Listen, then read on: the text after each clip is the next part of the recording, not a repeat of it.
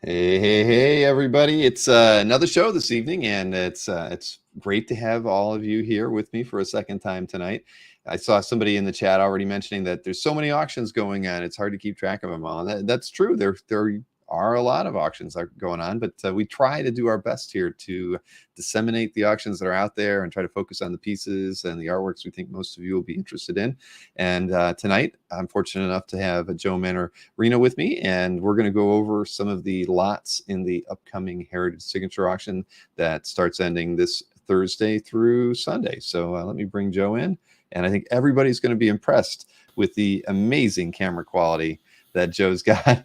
Now, brand new camera, Joe. You look at least 5 years younger than the last time we talked. Wow, that makes me look 70. Okay. Only kidding. So no, but it looks fantastic. You got art on the walls now. I mean, the place is shaping up. Yeah, a little bit.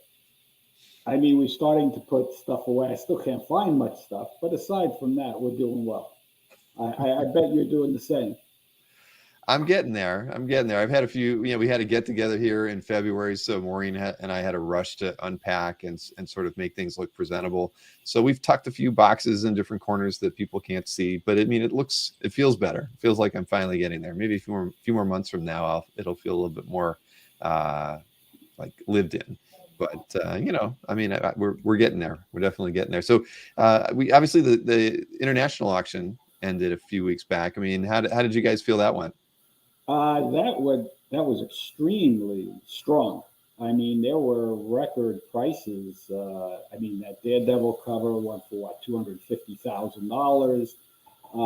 We on many of the international artists, we had record prices. Yeah. Yeah, Halpern right after the sale said he feels that was a new high watermark for original art. I don't know about that. A year ago in January, it was tough to beat. I mean, everything was going through the roof. Yeah, that was a sale. We had the $3.8 million page, but even without that, that sale was fantastic.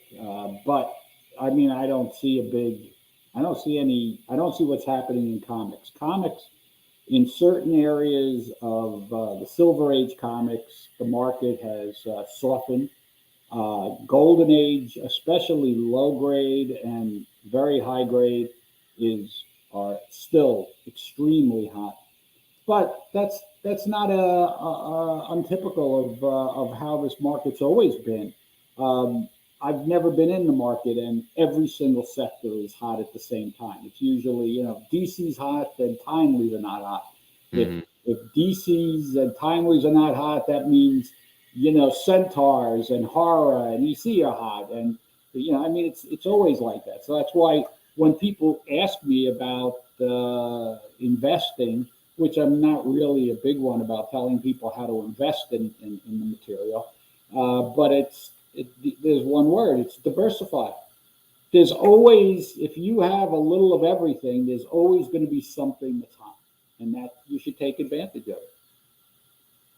Yeah, well, certainly if you're approaching it in that way. I mean, I think a lot of us, so well, everybody, yeah, with the way the market is today, you always have to be conscious of what you're spending and everything, because you're buying something that might be taking a little bit away from your retirement. So you always have to be cognizant of what you're doing. But yeah, I think that's interesting. I have a few friends who still collect comic books a lot, and a few people who have found like the last year to be a bit challenging, right? Because they were buying a year ago at rates that they thought, certain books should be at, and they held on to them for 6 months, and all of a sudden they've lost 20% of their value. And so we haven't seen that yet, at least in original comic art. And so that's I feel fortunate in that regard, because like you mentioned, I mean, comics can ebb and flow a bit, but I know that concerns out there in the comic market. I think sports cards and other cards were pretty hot there for a while too. Those have softened, but art still seems to be doing rather well. So, But a lot of it is you got to be careful of the speculators. mhm. The speculation market. Like right now, I don't know how they're going to do, but this trend of newsstand versus direct sales, this variant covers, which none of that had much significance 3 years ago. all of a sudden $30,000, $20,000. What I mean, to me, those are pretty shocking numbers on some of the books. Now we'll see if that holds up, but I think some of the people from that segment of the market that's gotten soft have moved into some of that more speculative material. That's okay. I mean, whatever you like. I agree with you. I always like to say, at today's prices, you have to have one eye on the. You might love it, but you have to have one eye on the price because this is real money.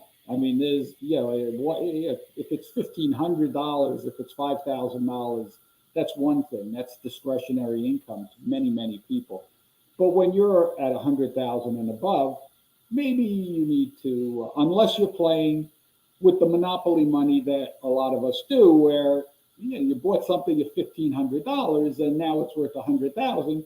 Well, if you sell it, you're buying Yeah, something. you're not doing so bad, but You can it's true justify though. it up here, but it's still real money. You have to have willpower at times. You look at something and you say if it's 20% more than you think it should be, hold off until you find a piece that you feel is where you feel it should be, because it really, Exactly. at the end of the day, you're the last person that you've got to be able to check that off and say, I feel good about buying something, whatever collectible type it is. I mean, Yeah. so because there typically, even though in original art, it really is one of a kind, you might be able to find another example from the artist or the title that scratches the itch that on that piece that you just decided not to pick up. There will be something else. Yeah. It is the nature of our hobby. So That's the danger of being too narrow. yeah, There's very few collectors that I know that are extremely narrow. Like they'll collect only one character, only one era, or one book. And if you're focused that poignantly, you're going to it's going to cost you a lot of money because you right. don't And have much anywhere else to go, and you can't say no. yeah, and that's very true. You think about somebody who's trying to put together a complete book, for instance, and other Yeah, people know it. You know that you're probably going to be paying a 50% premium on most things or more, because that's just where it's at. That's why a lot of people who have those sorts of goals in mind as collectors don't like people to know what their goal is, because usually that will get held against you. And but it is just how it is, because it makes the other guy feel like, I got to buy this, or I'm never going to be able to own one myself. yeah, exactly. So it is, those are the nuances that are our hobby, that are just really unique to it because of the fact that everything's one of a kind. Yeah. Yes. So yes, Scott Wingo, who loves, of course, Mr. McFarlane. He's lamenting people that collect one artist and one character. Yes, you are exactly whom we're talking about, Scott. Well, even worse, I just got a phone call. Nadia and I got a phone call from a very long time collector that we know, and I mean, this must be the fifth time he's calling me. He's collecting one, McFarlane Spider-Man book, and he wanted to know if I had one of the. Joe, did you? Now you can tell me now. Do you really have? Do you have one of those pages, or do you know? Could you please go? I mean, I'm going nuts. I immediately thought of Scott Wingo. Right. And I said, well, I'm sure he's aware of it, but I will at some point ask him. I don't know. That's funny. Scott comes up in a lot of people's conversations. I had a guy email me the other day asking if I knew where any McFarlane Hulk art was, and I said, "Well, I'm not the guy to ask, but if I was going to ask anybody, I talk to Scott Wingo." And then they emailed me back saying, "Oh, Scott's a friend of mine. I've already asked." Like, Yeah. well, if anybody's going to know the McFarlane market and what might be out there, it's definitely Scott.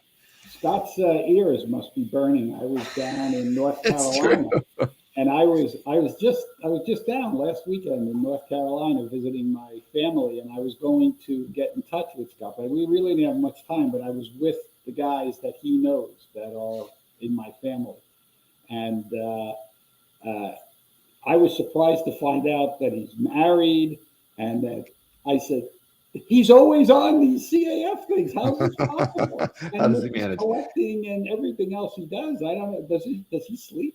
Do you know, Bill?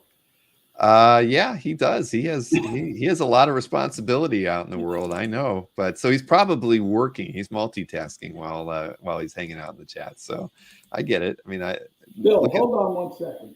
All right, I will. Look at there's art on the walls. I mean, this is starting to look like a finished room. That I don't remember that cabinet being there before on the left. The peanut gallery is telling me my microphone doesn't sound too good. Is that true? I don't know. It sounds okay to me, but It seems to me it sounds okay through here, but I don't know. I mean, I guess it's a slightly muffled, but I mean, I understand what you're saying just fine. I don't know if it's something we can change or we want to tinker with, but does anybody feel it's yeah? Maybe after the show we can mess around and switch mics and see if it does something. But yeah, no one's complained about it yet, and usually they do. So yeah, okay. Yeah, no, you know what I think it is? It's actually picking up a little bit of the. It's like getting the room. Like it has a little bit of a, not an echo, but you know what I mean. Like there's some volume around you. But again, Rick Welch just said can hear you fine though. So there you go. Good. All right. Well, but I'll tell you what. After the show, don't drop out. We'll give it a test and see if there isn't a different setting. Because again, you just picked up a new webcam that has it probably has its own new microphone plugged into it. So we'll monkey around with it after the fact. So why don't we jump into the preview? You ready to hop into that? And let me go ahead and share my screen here. Size things a bit. But yeah, there's a lot of nice lots in this auction, as there always is, of course. And we're starting things off with John Romita Sr. Amazing Spider-Man 116 page. And I think that's the current price on it at $46,000. But I mean, John Romita Sr. Spider-Man is always going to be sought after. I mean, for lots of different reasons, but it's a sweet spot for many collectors. So when it's on the market and it's a cover, you've got you're gonna have a lot of people always interested in it. It's very rare that it's not going to be the premier piece. So there it is. I decided might as well start off with it. I mean, it's beautifully penciled. Romita really shows off his ability to do the perspective. Really a nice job. And Mooney, isn't it a Mooney Inks? Did a nice job of inking this. And oh no, I think it's Romita Inks, right? Yeah, this is Romita on Romita. I thought it was Romita on Romita. Yeah. Yeah. I'm looking at it, and that's how they could tell me. But it's beautiful. It's if you haven't noticed, Spider-Man has eyes because that's not really his mask. This is the book where he lost his costume, so he went to a costume shop and had to get his Spider-Man mask, and he puts it on, but it's got open eyes. And you have the Smasher. Yeah, it's a wonderful cover. I mean, the perspective on this thing is very fun. And again, you get Romita Sr. was kind of the go-to guy for cover layouts for a long time. And obviously why, right? He knew how to draw a dramatic scene. Absolutely. So yeah, this is so that's at 46 right now. I mean, at least it was when I loaded the screen up earlier. Still at 46. So let's see what else. Oh, and I know you've got a few Sandman pages in the set of auctions. Some really great stuff. I mean, this page is spectacular. Yeah, if you've watched the series, if you read the book, you know that after Sandman, Morpheus was captured inadvertently. I mean, the guy was trying to get death because he was trying to resurrect his son, and then captures him, and then he traps him in this glass bubble or cage, and he's trapped there for 70 years. But we never really get a shot of his face during that whole time. Right. This is the page where you get the full front and you get to see Dream's face. Yeah, it's lovely. Nice use of Zipatone on this thing. I mean, it's a phenomenal piece. I mean, it's so gothic. It's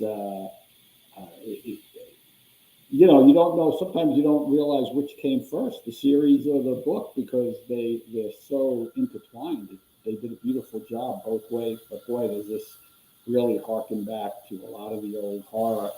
You know, basically, Neil Gaiman has you know he found a new vein to tap in the horror, thriller, suspense genre, and I mean, everybody now loves Sandman, and everybody feels they've got to have a piece, a pretty good piece. Yeah, no, this is I just know there's gonna be a lot of interest in this one as it gets closer to closing. Yeah, Yeah, without question. I mean, this is a pivotal piece. I love the panel layout on it is so unique. Uh, you know, again, well, they did a lot of experimentation in Sandman with the way they handled their panel layouts and the artwork in general. But so this is just an exemplary piece that really hits on a lot of things that most fans of the book are gonna, if they're art collectors, are gonna be and really it's number one. after this one. Right, it's from issue 1. I mean, it's already at $55,000. I mean, that's so. You add the bid, you've got it's now entered into the high echelon of comic art. Yes, it has. Oh man, now here's a McFarlane Hulk Yeah, cover, of course, from issue 330. yeah. I mean, McFarlane's first, this is 330. His first professional work was 1984. He started on the Hulk with Peter David. That's when he first started to get noticed. And he took over Spider-Man with it in 1988. So it was not that far after that he takes over Spider-Man. So he got a real strong cover. This is the Hulk, Rick Jones, General Ross, the head creature, Nevermind. That's what's on that guy's head. Mm-hmm. He jumps onto Doc Samson, and you got a real strong cover. Yeah, definitely. This is very nice piece. And it's Morgan Inks. Okay, so yeah. No, it's good. And Nick just mentioned that it's skyrocketed. So I guess a few people have expressed their interest in it. So it's jumping up in price, which is always fun to watch. It's up to 52,000. Wow. Yeah. Well, it's heritage auctions have really become a spectator sport these days. Especially when the live auctions come around, even on Wednesday nights. I think that everybody just gets into that. They like to watch it. And, my family was watching the international auction. They won 2 pieces from the international auction. Believe it or not, yeah, they were after some. I think there was 5 pieces of animation art that they really wanted. Oh yeah. And they got outbid on the first 2 that they wanted the most. And they ended up picking up a couple pieces. So I was proud of them. That was like, because I've actually never won anything on Heritages, and I've been trying on the weekly auctions like crazy, and I can't win anything. And they won 2 pieces in the international auction. So, I told them, just keep bidding until you don't feel you can bid anymore. And that's so that maybe that's the mantra. I don't use that when I'm bidding myself. Well, Olivier is very conscious of the entire market, and he, as much, to be frank, I always tell him he's got too much stuff in those sales. 800 lots for a dedicated sale like that he's cataloging every single piece in 2 different languages, laying out the catalog, doing all the work is way too much. That's a lot of work. He wants to have a wide array for everybody. So, you have to. Well, at least you're not doing them every 2 or 3 months. So I guess maybe he feels he has that extra time to put into them. But it was, I thought a lot of the animation art was pretty exceptional because there was so much stuff there that I hadn't seen in there before, and I had pointed it out to them too, and my family just saying, "Hey, I think there's some stuff in there." And the funny thing was they had actually already looked. And they're like, "Oh, we're way ahead of you, Dad. We've already looked it over." And we've got a list in front of us. So. Well, you and I spoke about it, and we were talking about how hot some of that material has become. Yeah. So to me, after the millennials, this is going to be the hot material. That the anime, things like Sandman. I mean, that's going to be the next wave that So you talk, I mean, a lot of that stuff went, very, very reasonably priced, very affordable. Uh, there's no reason not to put away a few pieces, and you'll always have that, for bartering if you ever needed to, because believe me, one day that's just going to continue to get hotter and hotter. It's just that the market outside of the U.S. for that material is multiples of what it is in the United States. Certainly. Yeah, And so speaking of hot commodities, I mean, giant size X-Men #1 pages will always be yeah, highly desirable. And here you yeah. get my favorite X-Men right there at the top, Cyclops, as Marcus knows. He is the true leader of the X-Men, and you get him. I mean, I guess he's kind of leading them into a into a disastrous moment, but this is a great page. And one of the things I love, the storytelling in giant size X-Men. I love because the pace and the panel layouts on it. I mean, it was just very fitting for the book. And this is a great page. And there's been a lot of great pages from this book come out over the last, say, 4 or 5 years, but this is a really nice one. I mean, Yeah, I think it really is. Cockrum, he had been dying to do something like this. So when he got the opportunity, I mean, he had a million ideas going, and he incorporated them all in there. I mean, his idea of horror, the island that's alive. How do you pronounce it? Krakoa. Hmm. Uh, that's right out of his idea of monsters and the old model kits and stuff like that. And he incorporated everything in there. And of course, you got Thunderbird, you got the other characters that come into play. So it's Giant Size X-Men 1, as far as I'm concerned, is the #1 book that began the Bronze Age. I mean, it just is. If you were around during that time, you know that X-Men was the market for 10 years. I mean, just multiple X-Men titles, multiple. Every creator had to go through the X-Men gauntlet in order to prove himself, and then out the back came all of the great stuff later. But in my opinion, X-Men saved the comic industry for quite a while. And Wolverine all by himself practically. Yeah.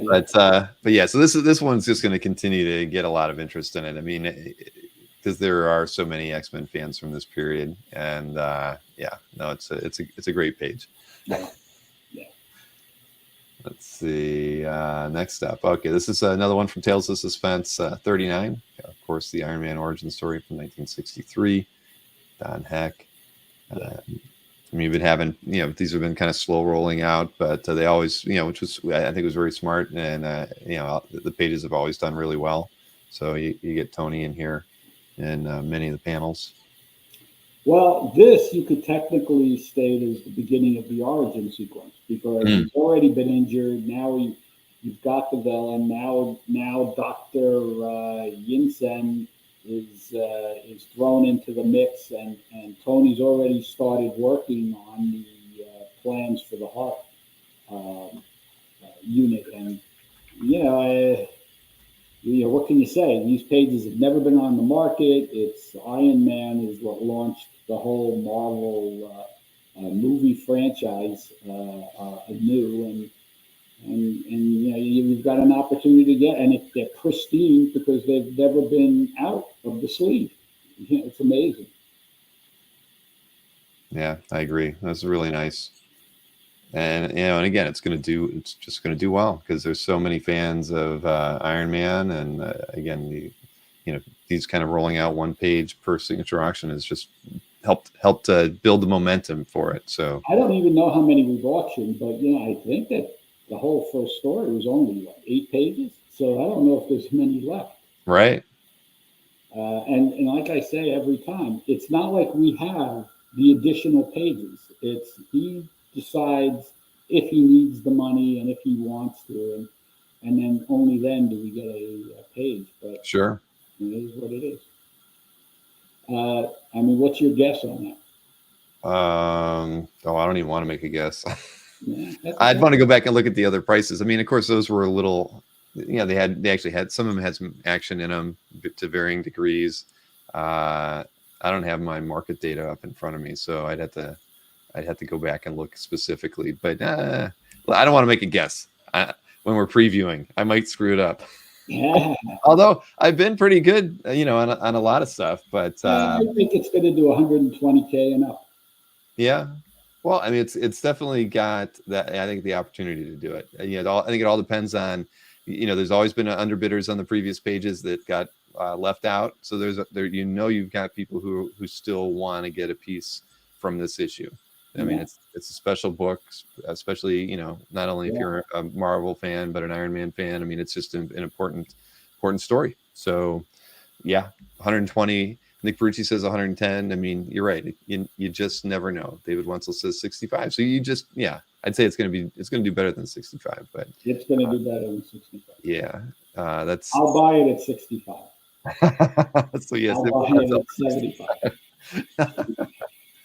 75.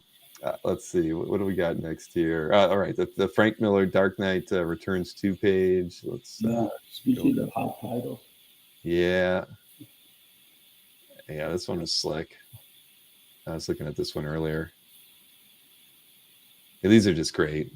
I mean, you talk about Giant Size X-Men changing, comics path. I mean, then you have Frank Miller's, Dark Knight books really kind of changing things on its own at that same period. So, I mean, what we found, I think we always say this, is that, you can love an artist and you can love a title, but the books that made an impact on us, that they were not just on us, but on the whole hobby, or that were really, spectacular and kind of defined creator in this case in many ways, and a character. I mean, those just add, exponential value to the people who are collecting it. I mean, first appearances, right? It's that same kind of philosophy. So, really any pages from these books are always going to be desirable no matter what. And being at 35 now, there's a lot of room on this page for it to go up higher, just because there's a considerable number of people who really want to own a page from this story. Yeah, and a lot of the pages are tied up in only a couple of collections, so they're not easy to come by. I mean, here you have the new Robin, Carrie Kelly there. You got the mayor going into the jail cell. I like the fact that he wasn't as explicit in the violence, showing the mayor getting killed, right, as it normally does. I was in communications with Jeanette Kahn recently, so that was very surprising. I hadn't spoken to her in over 20, 30 years. Oh, so, wow. As I said to her, she's responsible for, trying to bring DC and make them relevant, and brought in the Frank Millers and you got the Killing Joke, you have, the Dark Knight, you have, all of those that we've talked about, Watchmen, and that's what the whole British invasion of the whole British invasion, comics, right? Exactly, and you had. So we talked about the X-Men in the 70s. This is the 80s. That was the 10-year period I was talking about. 10 years later, you had these things. And, it actually starts with, Frank Miller in Daredevil, in my humble opinion, and then, launches from there. But of course, you had the Swamp Thing, you had things like that intermixed. Right. That's what makes all of those important and kind of foundations if you're looking into the timeline. Well, this is a nice one. And let's see here. Oh. And that's why I had Frank Miller, Daredevil. Look at this beautiful page. I know. I always loved the beginning of this book, especially when she starts climbing the mountain. I mean, just the style. I mean, because this was the way this was done. Was clearly it's Miller, Jansen, and everything on it. But the thing is, I mean, there was something different about the intro, dreamlike. I mean, the wash tones. Because I assume this on. Look at it closer. I mean, this. It just felt different. And I remember reading it, and it was such a, because it was only like 4 or 5 pages in the intro to that book, but it transcended the character. It made you just, I don't know, because I was so engrossed in the storyline to have the book start like this was just, it just flipped it on its head. Miller was just so spot on in his storytelling that he just told phenomenal stories. And this intro to this book, I would have killed to be able to own a page like this. I mean, I will never be able to, but it's so great to see it.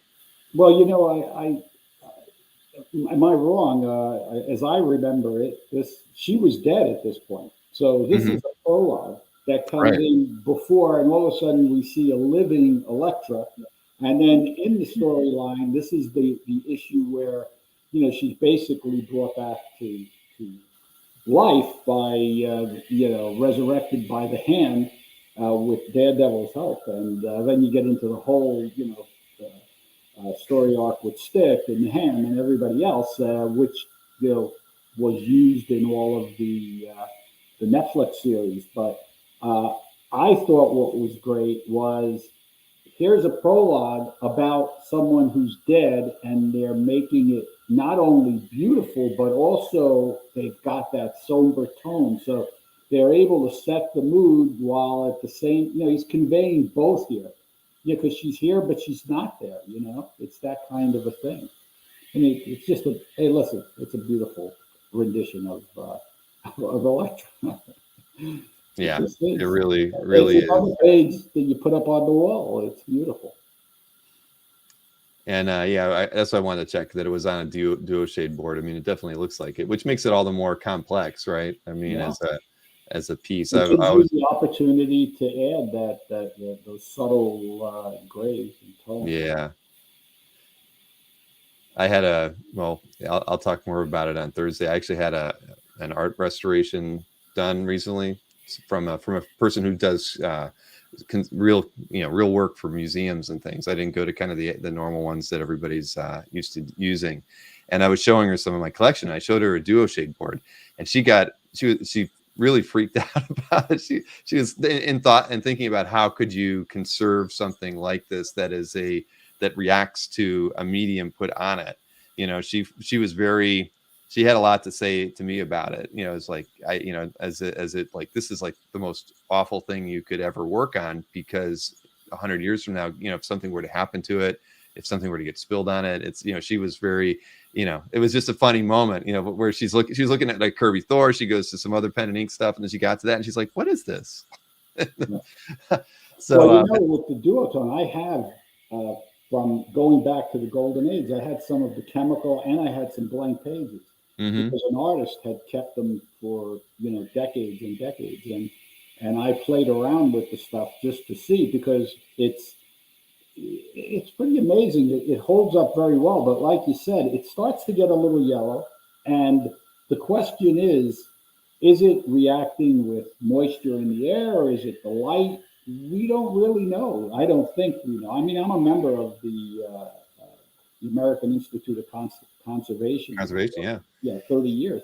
Yeah. And yeah, the bottom line is I was going to play around and spray it with a fixative to see if that part, one corner would not would no longer yellow at the same rate as the other because maybe that's what would stop it.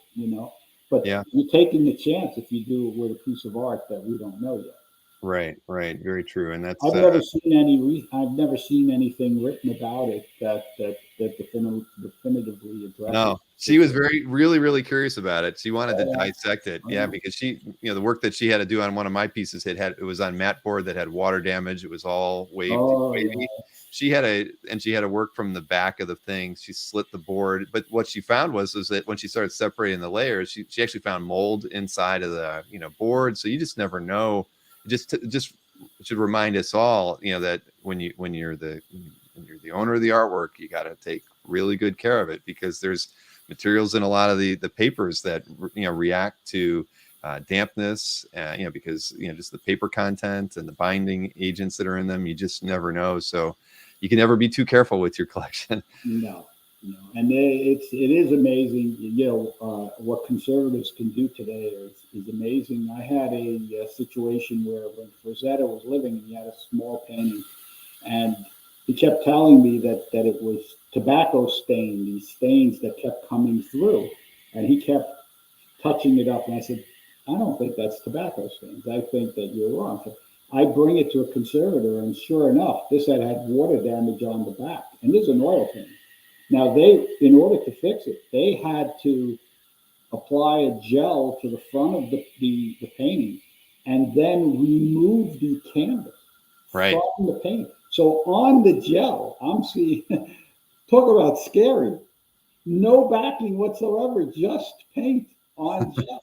And then they apply a new thing, but the entire canvas that they took off was all moldy on both sides and disintegrating. If they hadn't done that, it would have never been done correctly. And when they reapply, I mean, it was perfect. It's shocking what can be done. Yeah. Yeah. Well, I've got a video I'll be showing everybody on Thursday on, what was done to my piece. As minimal as it was still a major undertaking because of all the things that you couldn't see were wrong with it until you started trying to fix the imperfections that you knew were there. Yeah. So, yeah. Speaking all right. Well, of Gothic and moody and, Franklin Booth-esque, there it is. Another Frankenstein. I mean, I've never seen this many Frankenstein plates come up one after the other. We seem to have one or two every auction now, which is very unusual. And these are just beautiful. Yeah. No, I mean, this is, I love the fact that we get to see so many of them coming up to market, whether they're published or unpublished. I mean, we had a few unpublished pieces in the last couple of years as well, but they're just so great to see, these peak period Wrightson pieces that obviously were incredibly important to him. And it just shows in the amount of detail that he put into these pieces. I mean, just looking at the technique, it's unbelievable. I mean, just the line weight, the way he chose to make the darks, around this figure's arm. I mean, you just can't teach this stuff. It's all style, and and the consistency of the distance between each line. I mean, he was just at an amazing point in his artistic journey when he was working on these. Look at the face immediately to the right of that beard. See the center character, Dr. Frankenstein, but that character right there. Look at the lines that make up the face that he's just blending. He's receding into the background. But if you see the amount of work, that's without doing I mean, that's like you can't. There's no outline to that face. Right. It just happens. That's incredibly difficult to do without an outline around the face. I urge anyone that hasn't, go on probably YouTube, look up Franklin Booth, look up Clement Cole, and Franklin Booth is the guy who really used the technique of that cross hatching for everything in all different directions. And this particular one doesn't have the sky, which is very indicative of what he did. Usually the background. Right. And it's never a line like just going like in one path.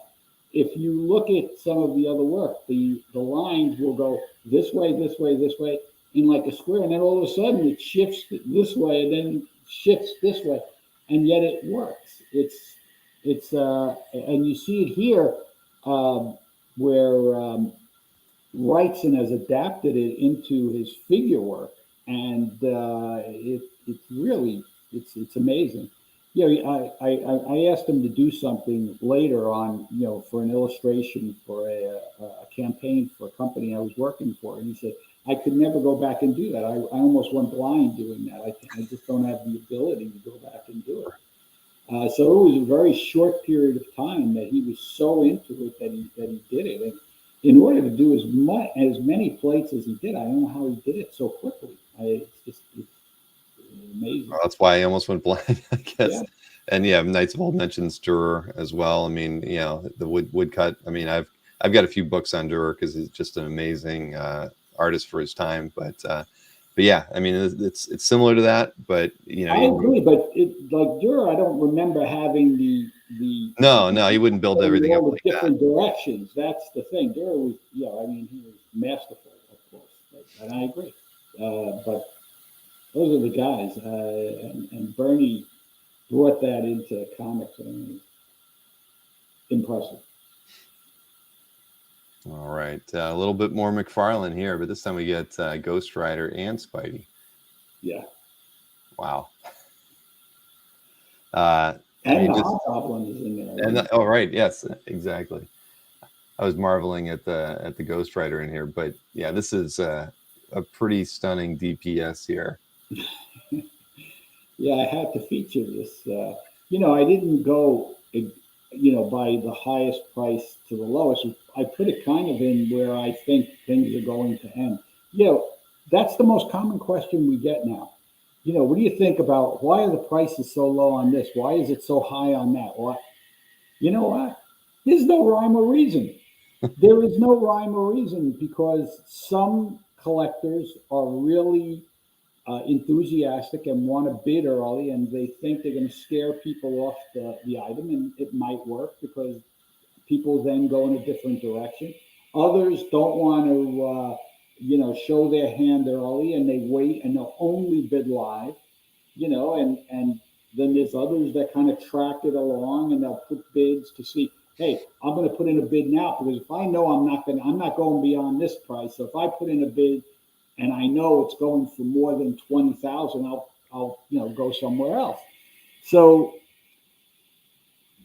we get calls. Nadia, we just handled the call 10 minutes before this, and the person asked me, "What do you think that the Ramita is going to end at?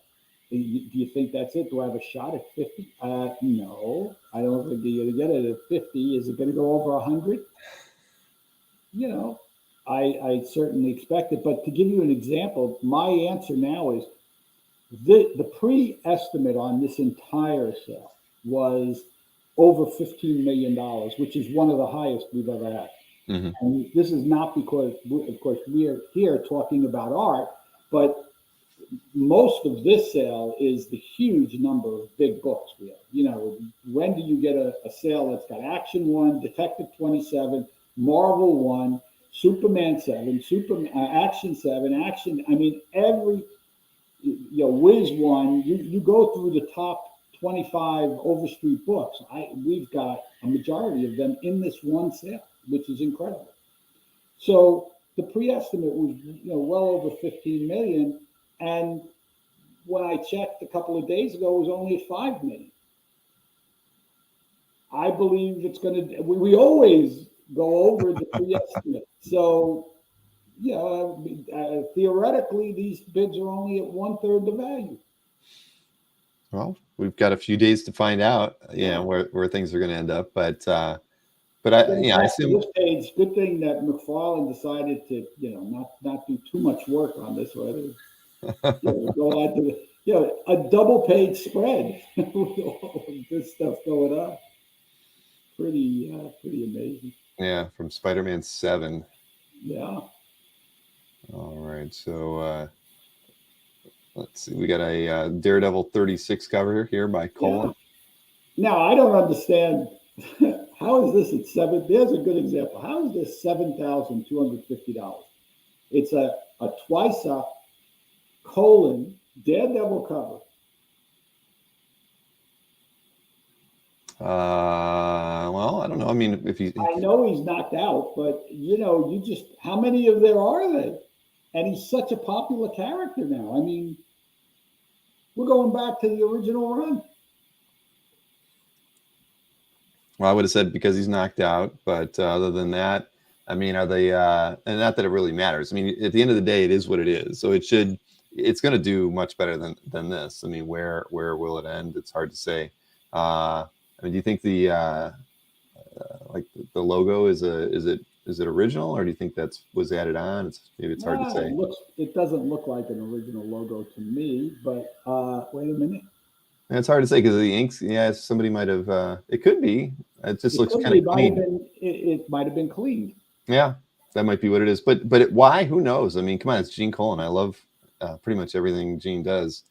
I didn't originally, but I love everything now. So maybe it's just not getting that attention. Maybe like you were talking about. I mean, there's a philosophy, that all bidders employ, like you said, some will kind of stay away from a piece, hoping everybody they're sleeping on it, and next thing you know, it's the piece that has like extended bidding when it hits the live format, right? I mean, you just never know.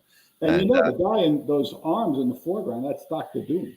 right, yeah, Dino So, just mentioned that too. Yeah, yeah, I mean, this is the Trapster and Dr. Doom. And, it's inked by Paul Ryman, who, if you look at interiors by Ryman, I'm no fan, but it's amazing how he could do great work, and he always did on covers. right. So this is beautifully in. Look at this, and you talk about putting something up on the wall. I mean, that's going to be a beautiful piece. Hey, listen, I hope it if it doesn't go high, I'll happily jump in here. I don't know. Yeah, no, I think it's definitely gonna go a lot higher than that. It's just a little bit slow to get started. Then Perez Wonder Woman. I mean, Yeah, this one's gorgeous, everything you'd want in a period piece from George, late 80s, right? Is that what it yeah, was? 88. yeah. Yeah, I mean, drawing Wonder Woman, I mean, that's you can't get much better than that outside of So maybe he's one of the guys that redefined the character. yeah, No doubt about it. Again, going into that same period in the '80s, that same 88, 87 that we were talking about with Jeanette Kahn. And they were, even though they brought in the Brian Bolins and people like that, I mean, George Perez was at his peak then. And he certainly, he took, second place to nobody during that time. You got Wonder Woman, Guy Gardner, Rocket Red, Invasion of the Huns here, or whatever the deal is. I mean, look at the work in the foreground. Yeah, yeah. yeah, exactly. I mean, he was doing other books at the time, so it's amazing. Yeah, I can never understand how he was so prolific during this period, but thank goodness he was, right? I mean, we Oh, got so many great stories and a lot of, I mean, he's the number 2 collected artist on CAF after John Byrne. I mean, you're kidding. you don't get too much more prolific than either of those gentlemen. And the third, whoever the third is, I don't even know, but they're not even close to Byrne and Perez. That's So, shocking. yeah, I think I mentioned this several times, but the prior prior to George passing, which is tragic. I thought he was one of the underrated artists as far as value. A lot of his stuff would, to me, go really inexpensively. It was like one extreme or the other.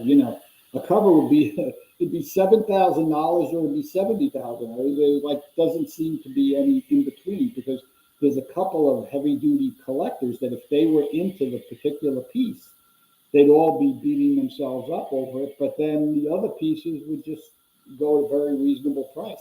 But hmm I think those days are kind of over. right, I mean, this one's only what is this? When I did 67. this was only at 6,700. I think it's going to go a lot more than that, but Yeah, well, I mean, these go in the, I mean, I think in the high 20s, mid 30s, somewhere around in there. I mean, just from what I've seen of late, but you never know. You just never know. yeah, that's a lot of fun. Let's see. Oh, I love this Kirby piece. I mean, you get Torch doing a flame on, Yeah, and I mean, just those first 2 panels, are enough to sell me on the page, and and then you get the rest of the team doing their thing. I mean, look at that. This is a great page. I mean, yeah. yeah, if I was going to get, I would be happy with this as like in my example Kirby FF page if I could ever own a page like this.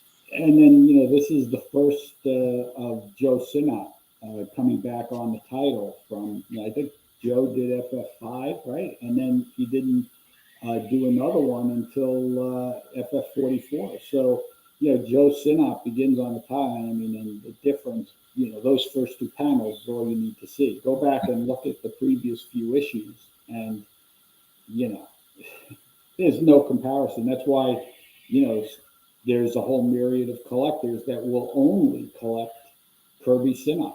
Sure. Maybe Chick Stone, but usually Kirby Sinnott and Otherwise, you got the collectors that want the historic end of it, you know? Yeah. I think a few other people think the same thing about this. I mean, it's absolutely gorgeous, and I think you're right. I mean, as far as Kirby Sinnott, you can see why that's the sweet spot for most original art collectors. And you said Chickstone too. I mean, yes, definitely. Coletta on Thor, yes, that's okay. But no, I mean, as far as the FF goes, I mean, this is a great page. I mean, I'd be so satisfied. I would never have to buy another one if I owned a page like this. Yeah. All right, what do we got on here? Oh, And by the way, this is the first. This is Gorgon. This is the first appearance of the Inhumans, which starts the oh, whole that's true. Yeah, the storyline with the Inhumans, the whole bit. There's a ton of stuff going on with that page, and it's only $13,000. I mean, I think that's another one that's going to run. definitely. And Knights of Old reminded me of Royer on Third World stuff. Absolutely. I mean, yeah, you can't go wrong with Royer inks on pretty much anything with Kirby as well. And But how much? that's later. That's different. That's a Yeah, little. It's a it little. is. But Most of the Bronze Age guys like the Kirby Royer. If you're going after a vertical, you want them all. But yes. So hey, we got a Gary Larson Farside Daily, yeah, which you don't see too often. I mean, they're out there, of course, but they're pretty rare. yeah. They don't show up. And the guy who had this, had been collecting them for 25 years and put together a few. And this is one of the ones he decided to let go of. The only reason I featured it because we don't see him that often, but also it's the cover of the. Is that the cover of the original art catalog, right? Mm, yeah. But yeah, it's who didn't love the Far Side, at this point. Yeah. Yeah, mine is somewhere around here. But yeah, no, I mean, I love Gary Larson. So this is I'm that this is something that is very desirable for people. Any Dilbert, Marcus says probably not in the signature auction, Marcus, but I think they've had some Dilbert art in the past.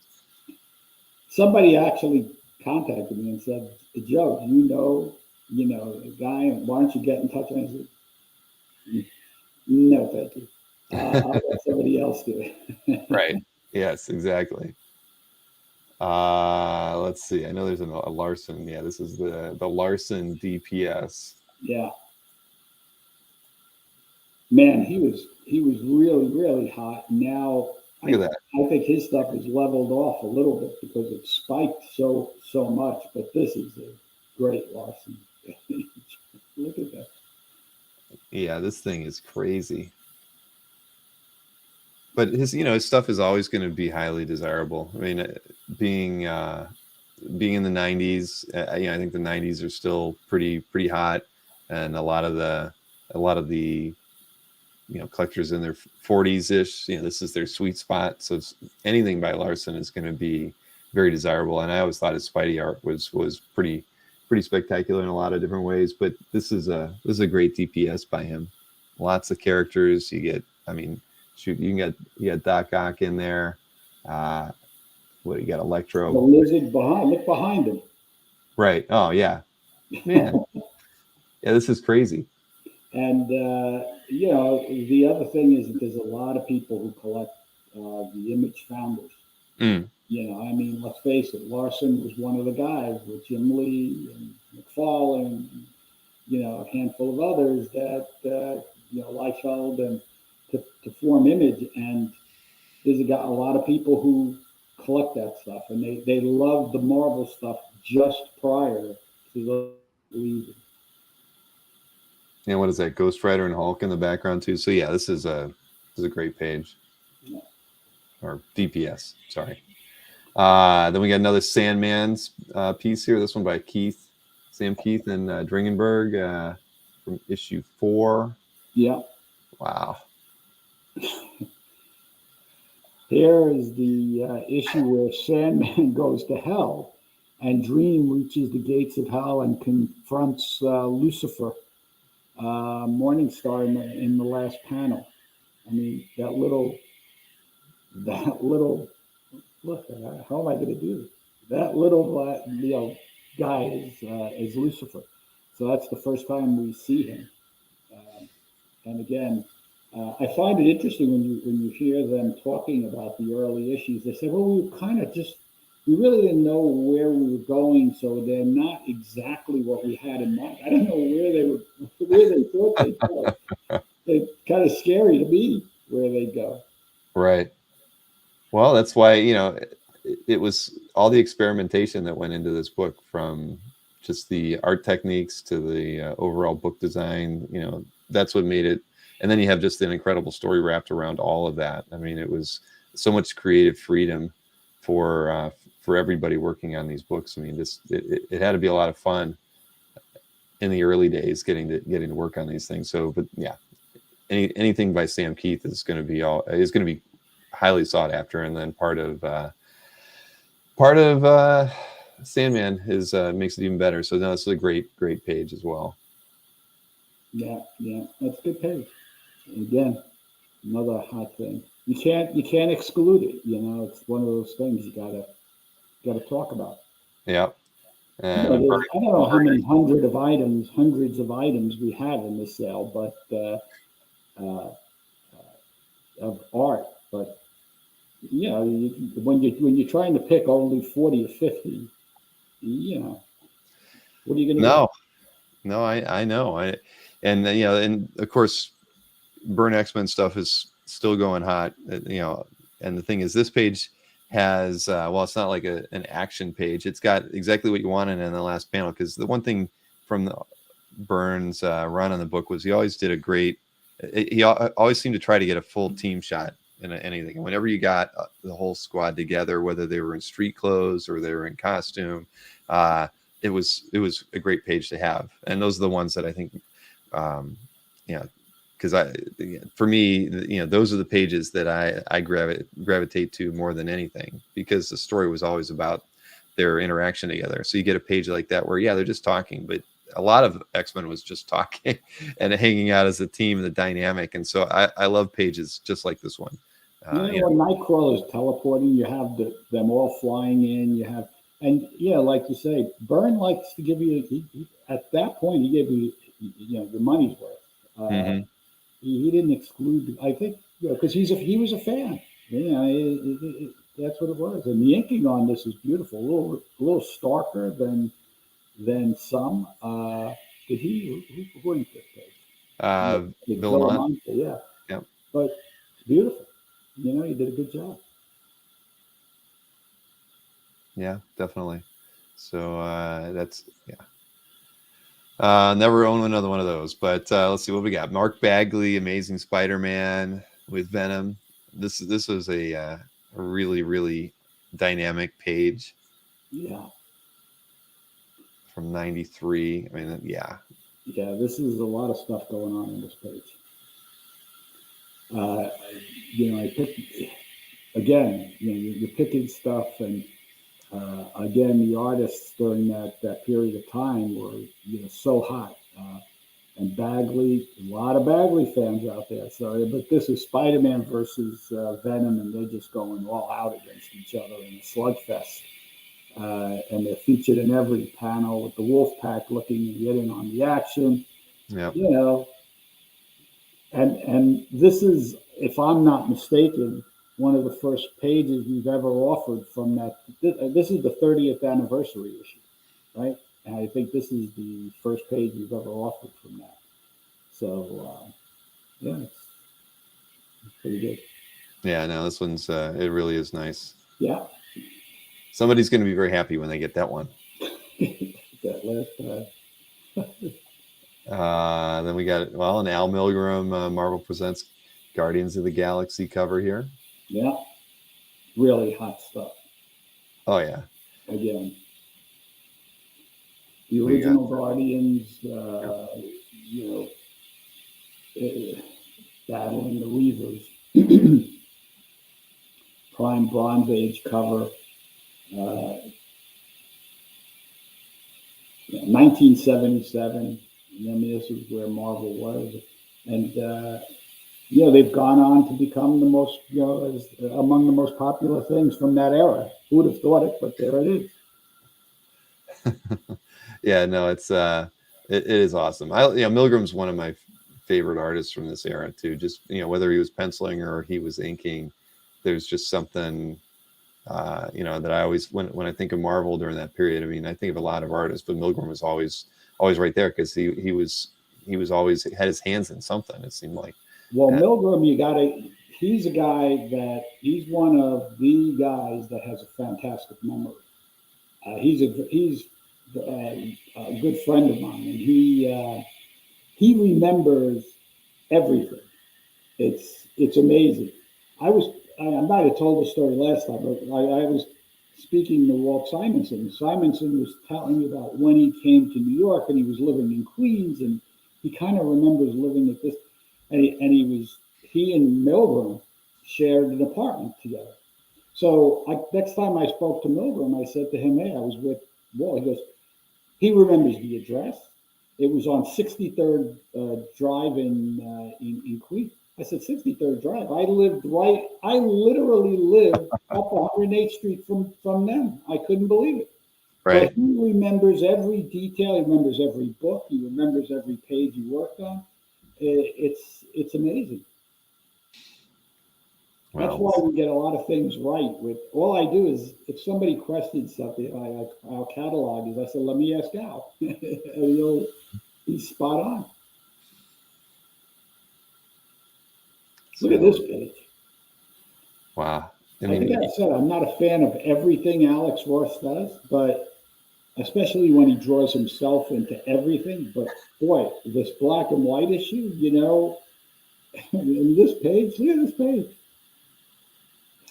Yeah, this is unbelievable, really. I mean, because you just associate Alex with all his color work, but this is spectacular. I mean, I'd love to see him do more of this, right? Yeah, exactly.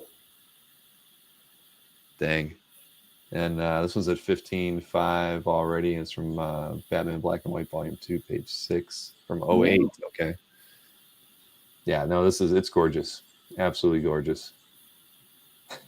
And this is the Joker being, in Arkham Asylum and kind of having, recurring. So many of the movies and the books and everything. I mean, this kind of encompasses the modern Joker. Mm-hmm. And this is it. It's amazing. Yeah. Yeah, this was I could see why this was an Eisner winning title. Oh, heck yeah. Yeah. And then we got some Tim Sale. I know you guys have had, a fair number of Sale Daredevil pages from the series. I mean, this one's. I can't say that they're going to surprise me anymore. I mean, they do unbelievably well every time. Yeah. He's gone to a whole new level, and he's just like this building. He's staying there. But look how many Daredevils there are in it. Beautifully done. Yeah. No, I loved his work on Daredevil. I mean, I loved all his stuff. I mean, but Daredevil, I think from the Marvel work was always my favorite. Yeah, this is what I was saying to you earlier. I mean, every artist that works on Daredevil, every Daredevil is hot right now. Mm-hmm. And we go back to Daredevil 36, and it's the lowest price of all of stuff. This is a double page spread, and it's double what the cover is. Right. Yeah. Yeah. No, this is really, really nice piece. Alberto says there's some amazing Captain America pages in this auction that he hopes to get by Tim Sale. So good luck, Alberto. Yeah, good luck.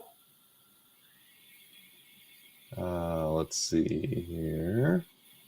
Wally Wood Daredevil. Oh man. Yeah, I mean, I decided, might as well. We have, these pages have never been on the market before. So here you got page from the next two lots that I featured are Daredevil 5 and 6. So you got Wally Wood on Daredevil here. Twice up pages.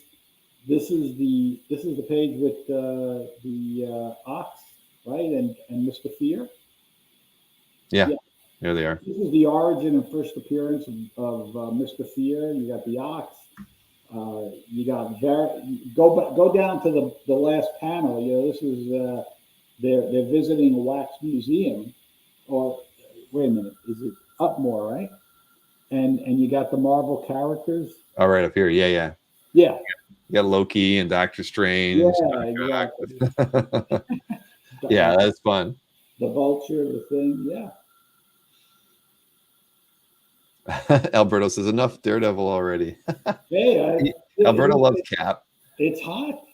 It's hot. Well, I mean, like you say, You gotta Wally give, would, sometimes you got to give the people what they want. right? You like Like, to give them only what they need, but sometimes you gotta give them what they want. Here's yeah, the Matador. I used to own the cover of that book. It's fantastic. yeah, this is Uh, nice. Again, it's yeah, back to Wally, Wally Wood Daredevil. I mean, come on. I mean, that's it's just gorgeous from issue 5. Wow. origin, first appearance of the Matador. And, come on. Everybody's 3 in a row. Too much Cyclops and Daredevil. That's all right. That's all right. You can never have too much. Look, now we're going over to Batman for everybody. But what do we got? Jim Lee, Scott Williams, Hush Page. Yeah. Wow. Yeah, I mean, this was kind of a defining storyline. I always felt for Jim and Scott. I mean, it was just such a great story. So much great artwork came out of it. I mean, I remember every time they were doing an art drop through Moy, I mean, this stuff would just go immediately. It was crazy how popular this artwork was when it was first being offered. So yeah, then this is a spectacular Hey, page. when we had those Hush pages, with that cover, I mean, those things went astronomical prices. But to me, in this page, Jim Lee is showing off his ability to do perspective and foreshortening. I mean, if you ever watch any Jim Lee how-to videos, he loves to talk about, how to add. I really admire Jim. He's the first guy I ever heard say. I don't know why it popped in my head, but you know how everybody's so when you go to art school and everybody focuses on anatomy and you have to know exactly where the muscle. Jim Lee says, I learned to throw all of that away because a figure in action, the muscle never looks the way it does when a person's just standing there in repose. So, it's much more important to create the figure, the pose, and then work it backwards. But you'll notice on her arm, he's not over concerned with putting in every muscle. It's more about the design and uh, the impact that this has, and yet absolutely accurate.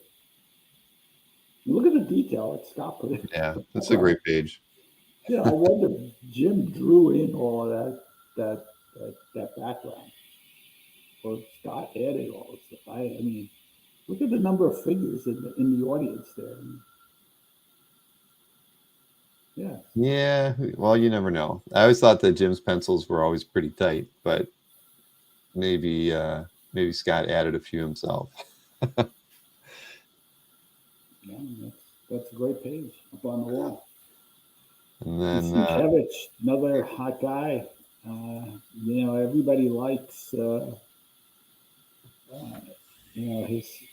his run on the New Mutants was really his launching pad, and he really honed his expressionistic skills on this title, and this is it's just a good Sienkiewicz.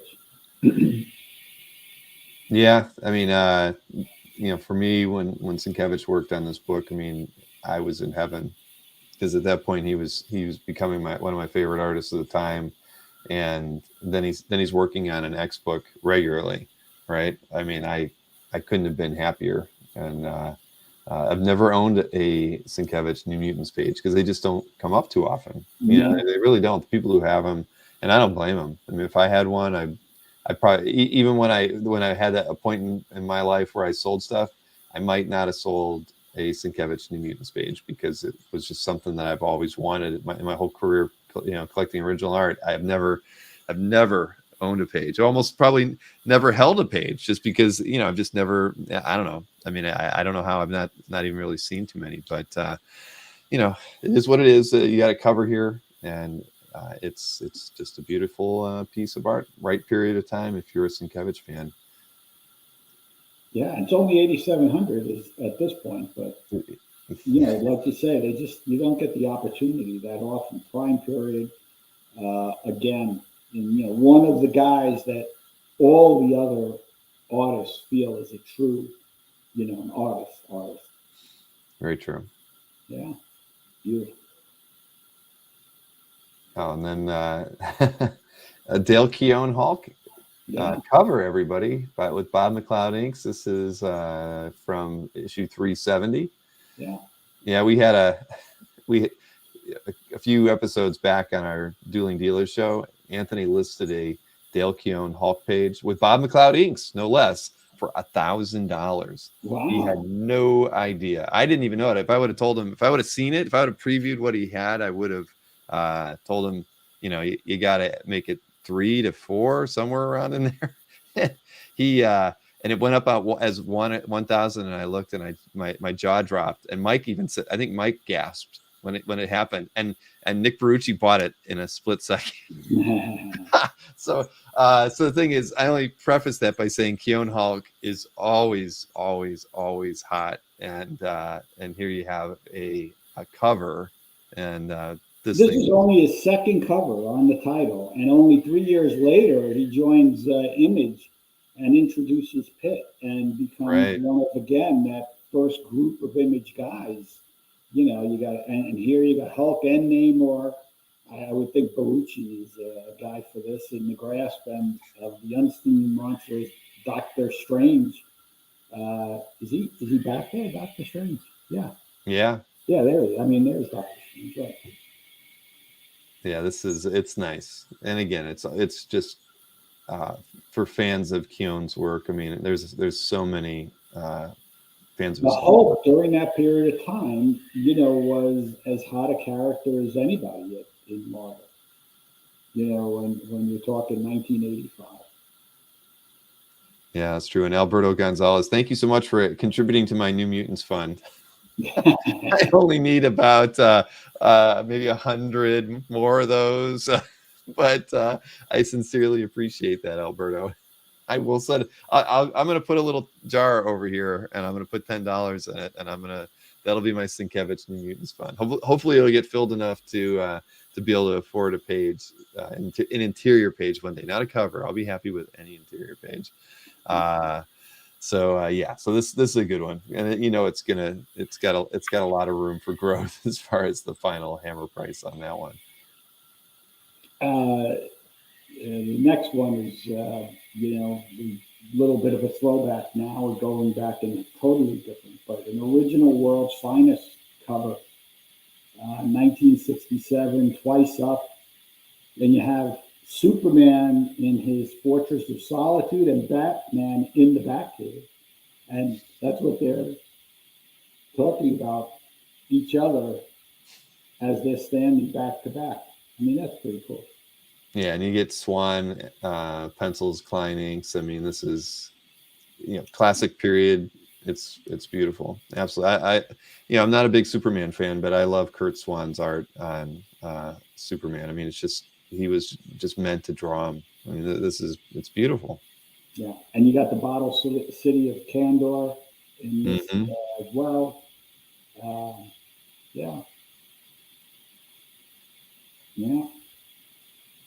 I would think, Superman should be a little bit beefier than Batman, but other than that, fantastic. It's a fun cover. The shadow on the floors. I mean, it's well done.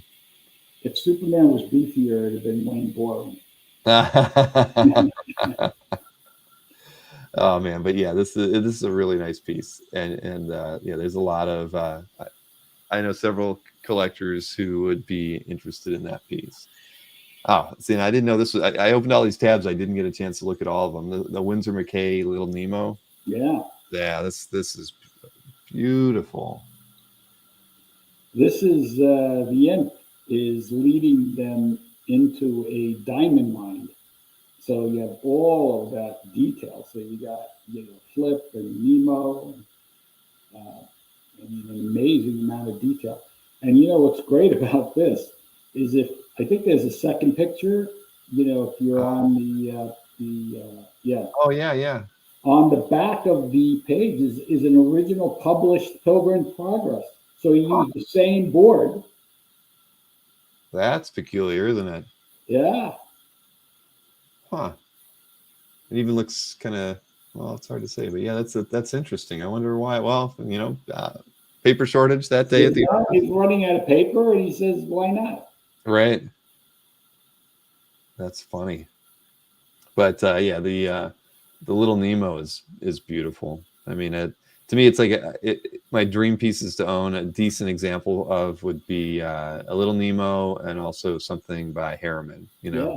I'd love. Hey, speaking of those two, and you were telling me about the international sale. Hmm. The Nemo in the international sale went what, over 100,000, Yeah, and the that was a record price for the Harriman, a record price. yeah. I No, I mean mean, it's. I was a little surprised at that one too, but I agree. I mean, it's just, well, it's, these are so hard to get. I mean, and the thing is, I mean, I think the more we talk about the hobby, and we really try to remind people that these are works of art. I mean, I think that does help drive interest in pieces that are like these, that are very, that are rare. There's a finite number of them out there. It's from a period, really kind of the birth of sequential storytelling in a lot of ways. And so I think that I think interest in these pieces won't really ever wane, because of just the significance it has to sequential storytelling, going, onward from that. Plus, here's a, you know, here's and it's always the same. If you point back and say, what are the foundation of the history of the medium that mhm, led to comic books and everything else? I mean, who are the most influential comic strip guys? So you've got McKay has to be there, and then you have, yeah, you go with Forster, you go with Raymond, you go with Harriman. yeah, And who am I leaving out? Oh, and Kniff. So oh yeah, those are the without question. guys. Those are the five guys that anybody who's interested in the history of the medium, they want Has to one have yeah, example because they want those are the pillars upon which everything else was built. agreed. And McKay doing this beginning in like 1904, 1905 is unbelievable. He didn't have anything before, to look back at, to learn. I mean, it was he basically invented this whole thing himself. Yeah, no, I agree. But that's why I think, you'll never see. Well, no, I can't say never. For right now, these pieces are always going to command interest and strong prices because of that. I mean, Yeah. who wouldn't want to own a great example? I mean, heck, even a Gasoline Alley page, I'd love to own, just because it's early, and they're beautiful. I mean, uh, yeah. I mean, I've got a long checklist of things that I need Well, I to add mean, to if you my want to get collection. into humor, then you could also get into Debec Mm, with Barney Google and all of that, and then you get yeah, into Blondie, and you get into right. there's and then Dick Tracy, which is a completely different thing, totally stylized. So there's all sorts of great comic strips. That came out. I mean, later on, I think in here I might have put in. We have a lot of nine Kniffs that came from Bob Murphy's collection Hmm, that were used as a group at a museum show. That very well attended one out in California at the Hammer Museum, and they're being sold all in one lot. Interesting. I did not see that one either. So, And by the way, in the sale, we have not only the Nemo, but we also have, I believe, like a Hungry Henrietta and a Dream of the Rabbit Feed. So there's other examples that can go through it. I'm intrigued. I didn't see those either. Yeah. So here we have another Gene Colan, of course, Howard the Duck. This is what Alan Weiss inks on this one. Yeah. I put this because this is one of the first parodies of Star Wars. So this is Howard, parodying Star Wars, which of course George Lucas went on to do Howard the Duck. Yeah, this is funny. This one's kind of a, it's got a lot of stuff going for it. There's that man thing there with him, and so yeah, and this was released May 25th, 1977.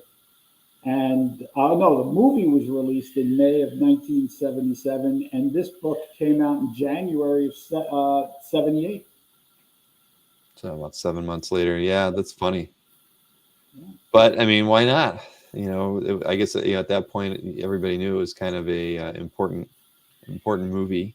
So what better way to do it than to lambast it in different ways? But Howard, I don't feel like I've seen this cover before. I don't know why, but it's just not one that I remember really well. But it's fun, definitely fun.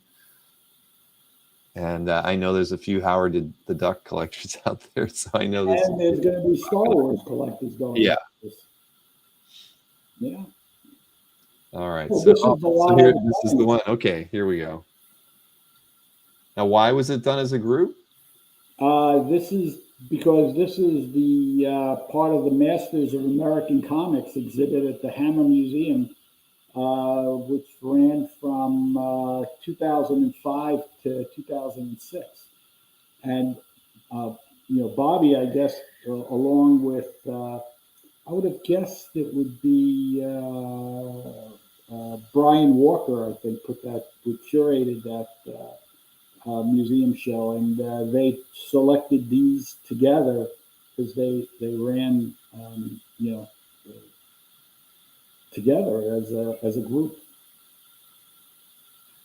No, it makes sense. I mean, it's not like the super prime period of it where what are like more like the 30s pieces are more desirable, but these are great examples. I mean, I finally got my first Kniff about 6 or 8 months ago, and I was just thrilled, to finally have an example from him. I mean, I just love his work. I mean, I think he's an incredible storyteller. I think it's so challenging to do strips like these and make them be, flow really well. And some of these you can see, like this one's text heavy, but the artwork still, just it's beautiful, and it just really stands out. If I could, I'd own 10 Kniffs because I just love his work so much. I personally like the 30s, but a lot of people like the 40s because it's much more. Look at how much black he puts in the background. You go back to the 30s, a lot of them are very stark. They are. And here he's much more interested in the entire panel. And he's using a lot of different. Look at that second panel. I mean, he's using all different perspectives, going back and forth, and he's putting in the extra. I don't know why he changed. I mean, he just evolved into that. But if you look at from like 1938 on, you'll see a lot of blacks in the background and detail. And a lot of people like that for that reason. I mean, look at that second. You don't see a panel like that second panel in the 30s. I mean, it's just. I don't know if he was trying to catch more of a darker tone because of the war, but that's my theory. Well, this is. I'm sure it's going to go for a fair price, but that's it's nice. If you want to get a nice starter set of pieces by Kniff, that would definitely be it. You've got a museum exhibit in one shot. Exactly. And okay, so we have a Mike Plug Marvel Spotlight 5-page. Wow. Ghost Rider First, first. first Ghost Rider. Yeah. Yeah, we have a lot of first appearance collectors on CAF and the follow the shows and everything. So yeah, there's going to be a whole lot of interest in this. I mean, it's at $2,800 right now, but yeah, it's definitely going to change a bit. But I mean, there's a there's quite a few collectors of Ghost Rider stuff, so I know this There's one's going to also a be. lot of Mike Blue guys. Yeah, that's true. Wow, no, I've always loved Plug's work. And this is great. He was such a great choice to do this story too. I mean, yeah, like David Wetzel said, he's an amazing artist without question, and still doing amazing work. Yeah, Let's I see. mean, he had the animation roots, and then he ended up. Yeah, I mean, Yeah, he could draw expressive faces, and he had beautiful line work. I mean, look at that. Look at the folds and everything. It's just beautiful. Everything flows one thing to another. It's not a straight line. Man. Beautiful. yeah, really, that's really nice. And then it's a 300 page. That's right. Yeah, Um, Frank Miller. You got to throw Frank Miller in there if you have it. We have several Frank Miller pieces. That, as to my surprise, it might have changed, but if you click on, what is the most tracked Tracked. comic? Uh-huh.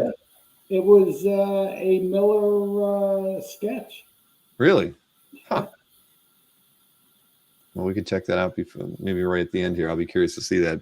But it doesn't surprise me. At the end of the day, I mean, Miller's always going to be, somebody who's of interest to a lot of collectors. I mean, uh, especially when a piece like this comes out. I mean, I'm in the middle of Podunk, Florida, and we have like one of those shared mailboxes, right, that you have out here. And was talking with this guy who lives across the street from me.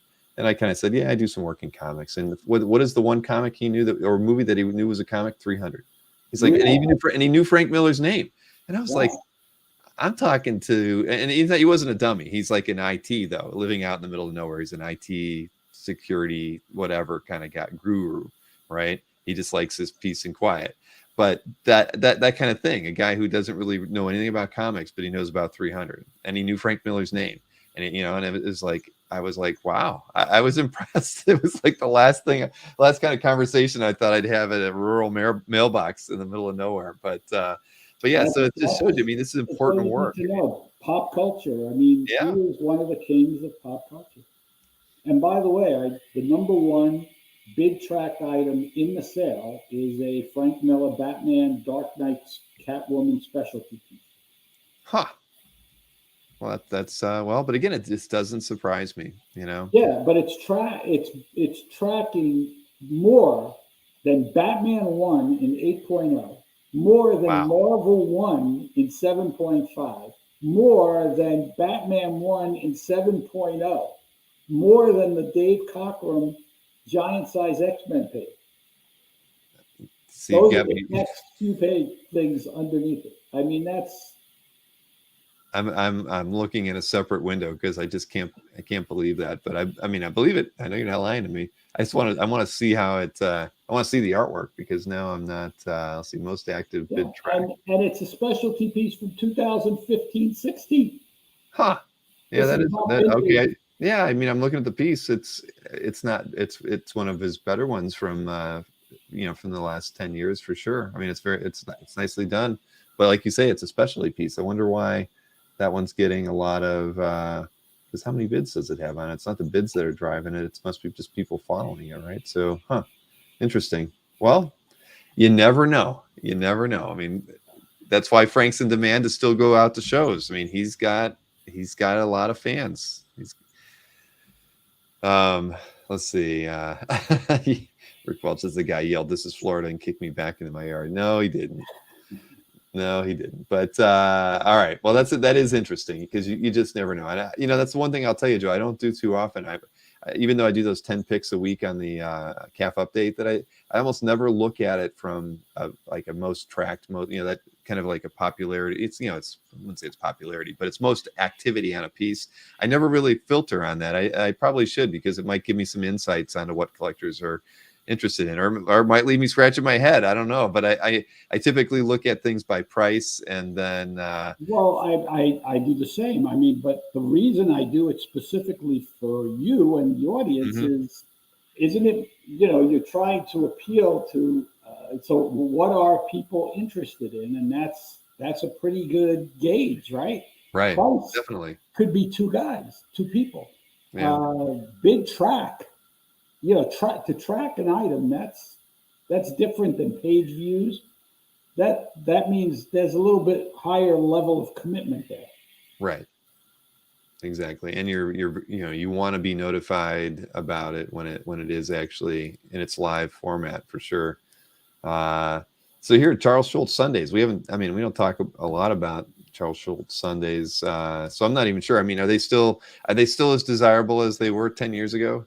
I would assume they Uh, are. Price wise, they are. I Yeah. mean, there's a few people who are at the very top, and you know, I shouldn't be saying this out loud, but I'll bet you that 70% of the peanuts that come up at auction are bought by, a group of five people, Hmm. and that's you know it's Nothing wrong with very that. very unusual that somebody else gets it, because these people have deep pockets.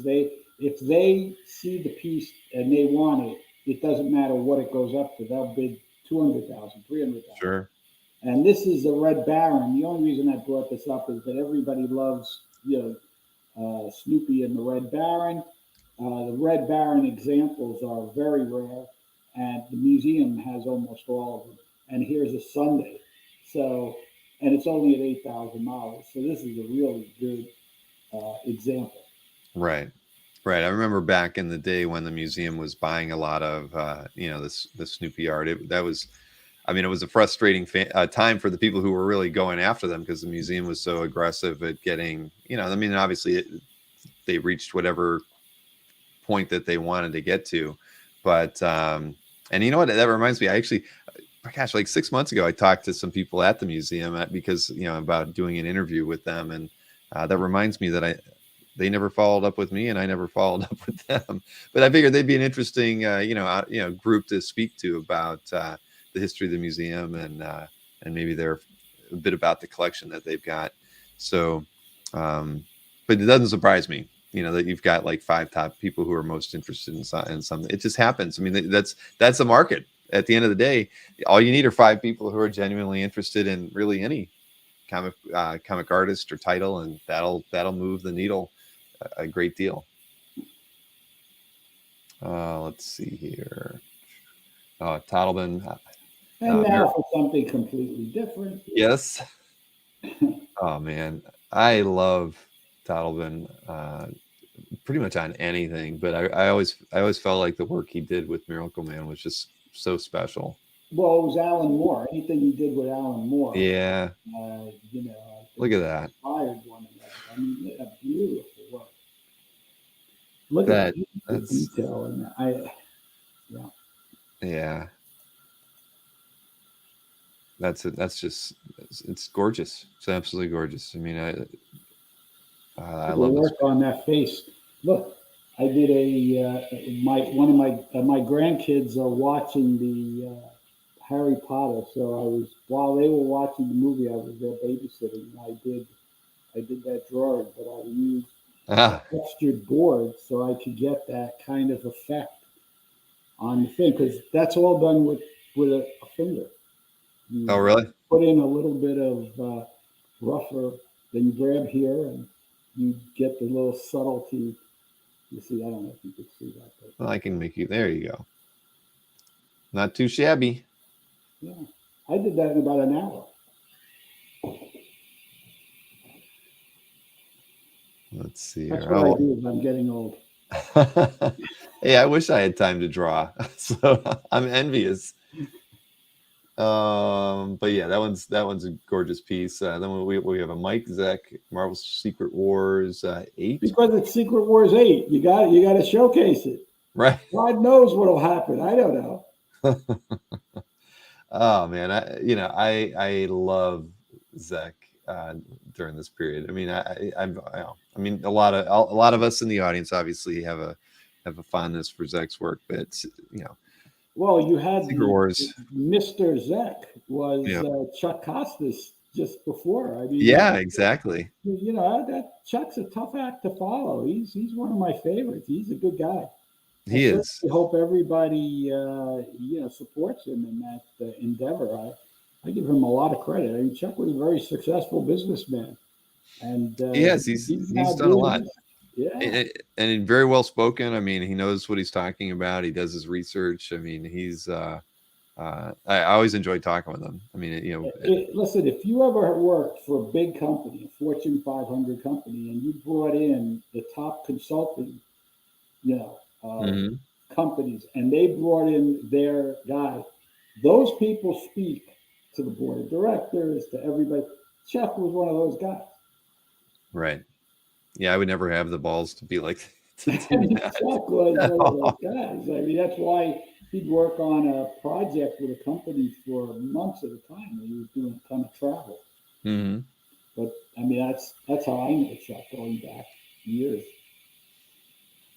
Well, so this is a very nice page, and then again, it's back to it's Secret Wars, and you just never know. It's not no, it's not going to go for 3.36, but you know, it's a nice page.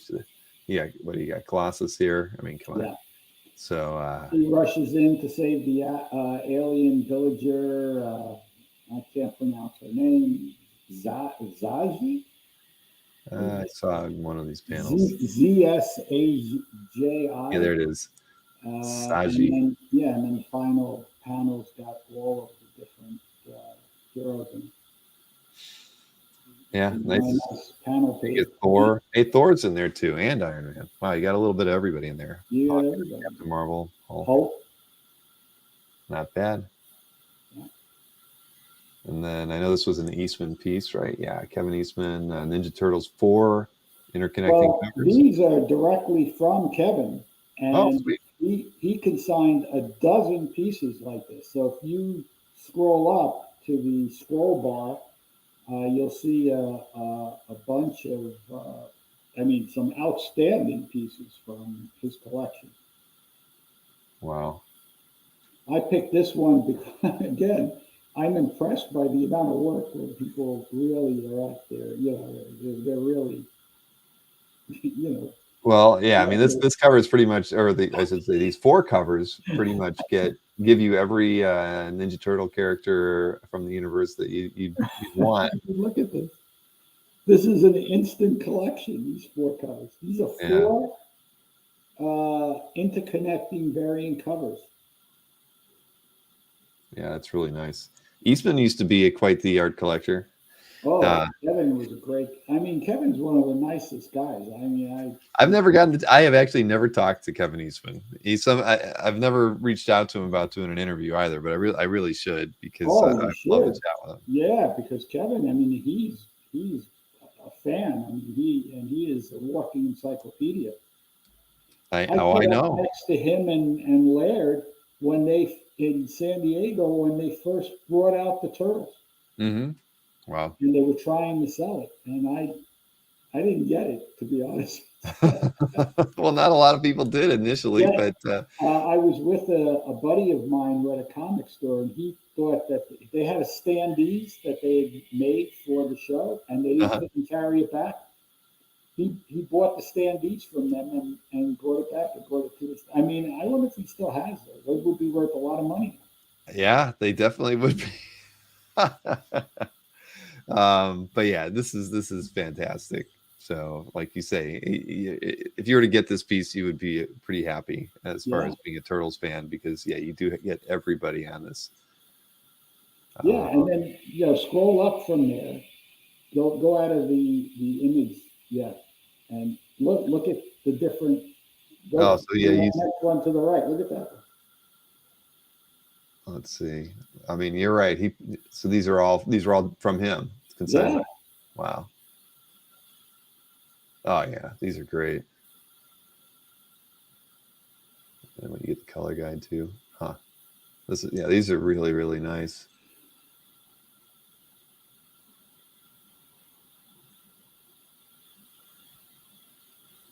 Wow. Yeah. No, these are beautiful, and I've never owned any. No, I can't say I never owned anything. I did actually own a few pieces by Eastman and Laird at one point, and I sold them for all the wrong reasons. But yeah, these are beautiful. Wow. Yeah. I still have the couple of pencil concepts from the first issue that he did. He did the preliminaries, he did the concepts, and then he went to ink. I have the original things Uh, of the splash page. Dang, Joe, the things you've got. Yeah. Travis, astonishing X-Men cover. I mean, Yeah. wow. There's a good looking Cyclops on here, everybody. Look at that. You get Cyclops, Colossus, two of my favorite X characters, and you get Nightcrawler bamfing into this. This is beautiful. And they have Wolverine too. He's the master of the super fine, artwork. Yeah, when he was at that period, he was doing astonishing work. Yeah, no. I mean, I love Travis's stuff, and this period in particular, from like the mid 2000s to like 2015, is like that period of his work is definitely my most favorite, and this is really gorgeous. Yeah, I love it.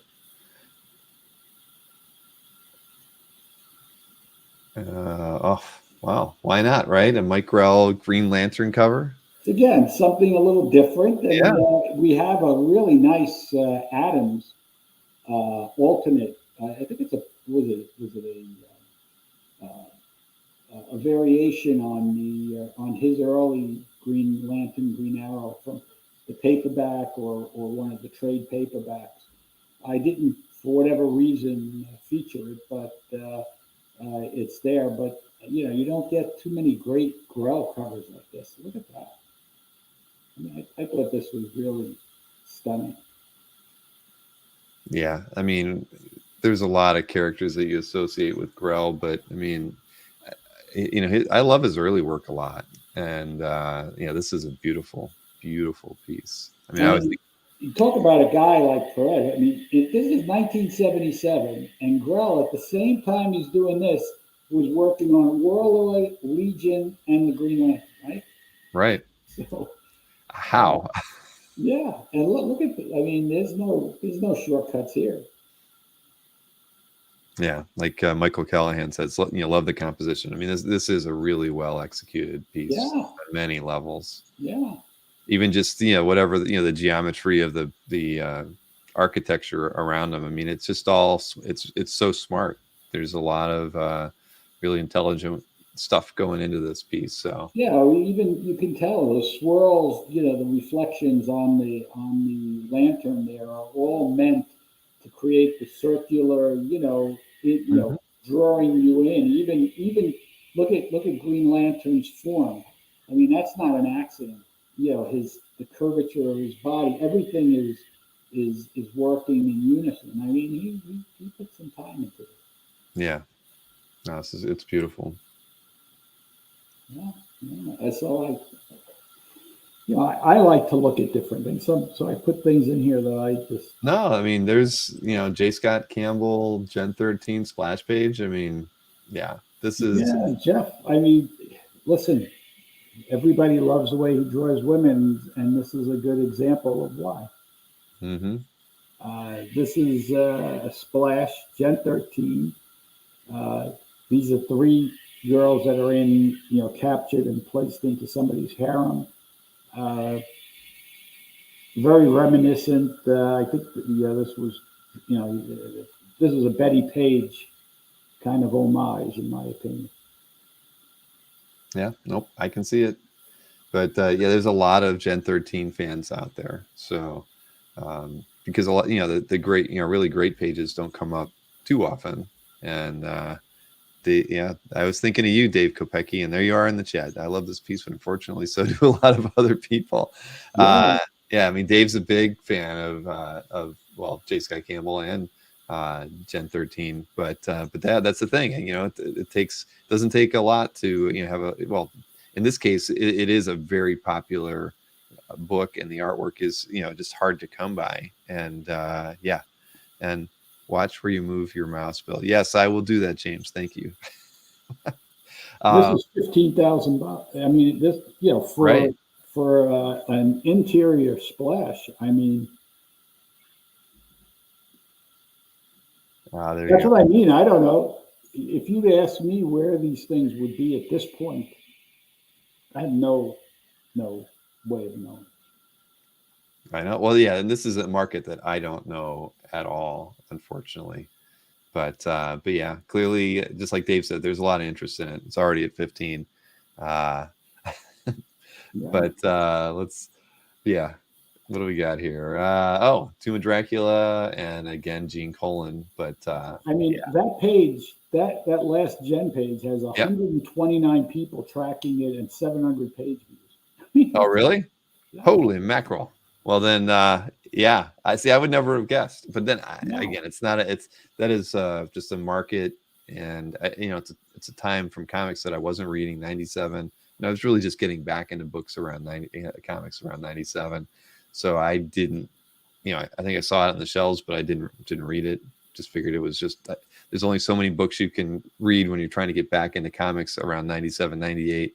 So this was just not some. I've never read anything about it. I hate to say it, everybody. I know there's lots of fans out there, but again, it's J. Sky Campbell, so it's always going to be desirable. I give you credit because I'm not allowed to say I didn't, I'm not into that because they I call me up all the time. I've got this. You must know that this is the know. I'll never. greatest thing ever. You must know that this. Tell me about I it. know. I'm putting myself. I can never, work for a company where I have to say, because people will go back and say, "But Bill, remember back in 2023 where you said you never read anything about Gen 13, and now you're saying it was always one of your favorite books." Yeah, I'll be yeah. like, "Well, yep, I hung myself back doing these things." But But that's one of the things I like doing. I like this and I don't. I actually prepare for this, but I have to research a lot of the items because I'm what I think off the top of my head might be true, but I better make sure. So yeah, Gen 13 on fire. Tim, I think we're almost done. We only have two more tabs to go. Look, I'm right Yeah, at the end of that list there. and getting right at 11. So Yeah, I think that's what we were targeting too when we were starting this thing. So what do we got here? We've got a Gene Colan, Tom Palmer, probably my, as a duo, I love Palmer Inks on anything that Gene worked on. And so we've got an awesome Dracula cover here from yeah, I don't know if I've ever 76. featured one, but I mean, Tom Palmer, boy, I mean, he was such a nice guy. What a tragedy. That was very sudden, his death. I Um, know. and I know his son, and he was very close with other people I knew, like Simons, because he lived right near where I used to live in Ridgewood, New Jersey. Oh, And he's such a nice guy, but such a talented guy. I mean, he was a fine artist on his own. I mhm. mean, people don't realize he did a lot of the Star Wars. And it's always like, oh well, he did it with this. No, he did the majority of the work. And when they used to give him the toughest guys to ink, I mean, Gene Colan was impossible to ink. Gene Colan would use the side of the pencil and just shade in anything that was, and then you're supposed to interpret whether this is black, gray, or what. And Palmer could pull it off. That's why they kept the two of them together. But with all the horror fans and the way things are going, I mean, Dracula is the title from Marvel. So yeah, that's a great combo. Well, no, that's a And then, gorgeous one. Palmer doing Adams, when he came over to Marvel, especially, they wanted to make sure they had a guy that could interpret what a person's doing. Yeah, well, this is very nice, and very a low price on it right now. So there's Yeah. that will change, and we are gonna just we are doing a recap next Thursday as part of my CAF update to start things off, and Albert Moy will be a part of that one. So those are always special ones, Joe. I don't know if Albert's going to say this to anybody, but you know that Albert hasn't had a drink in over 100 days. No, I didn't know that. Although the last time I had him on, I don't think he had a drink in his hand, and that was like 2 months ago. I was with him and Jamie a couple of weeks ago, and Jamie comes over and says, "Albert has, I said, Well, "No, good for him. yeah, You he's know, doing wonderful." that's He actually made sense when we were talking that I don't know if I'll be able to handle Albert if he makes sense, 100% of the time. day. But yes, I know that everybody loves when Albert makes an appearance. So I wanted everybody to know that yes, he will be with us with Dino and Nick and maybe Mike. I don't know next Thursday when we do the start of the CAF update. Probably the first hour and a half will be all focused on recapping this signature Yeah. auction. So Well, Dino, he's embarrassing because he comes on those up those recaps, and he should be doing the cataloging because he knows more oh about my gosh, Dino's yeah. the minutia. It's embarrassing. Say, wow, we should have asked him first. Yes.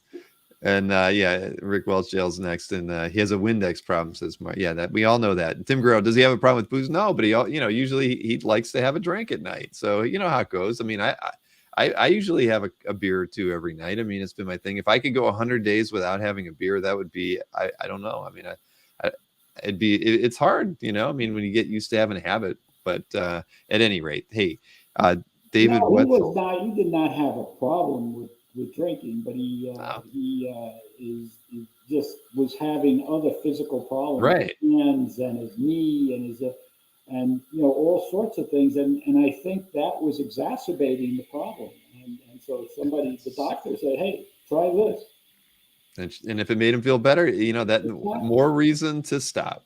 Yeah, So, David Wetzel, thank you. That $5, I'm going to put that in my you're Sienkiewicz tip jar. welcome. I'm going to put Thank that. you for I think sticking I'm at by. You're 14.99 in my Sienkiewicz he's tip a jar. glutton for punishment. David Wetzel, not David Wenzel, right?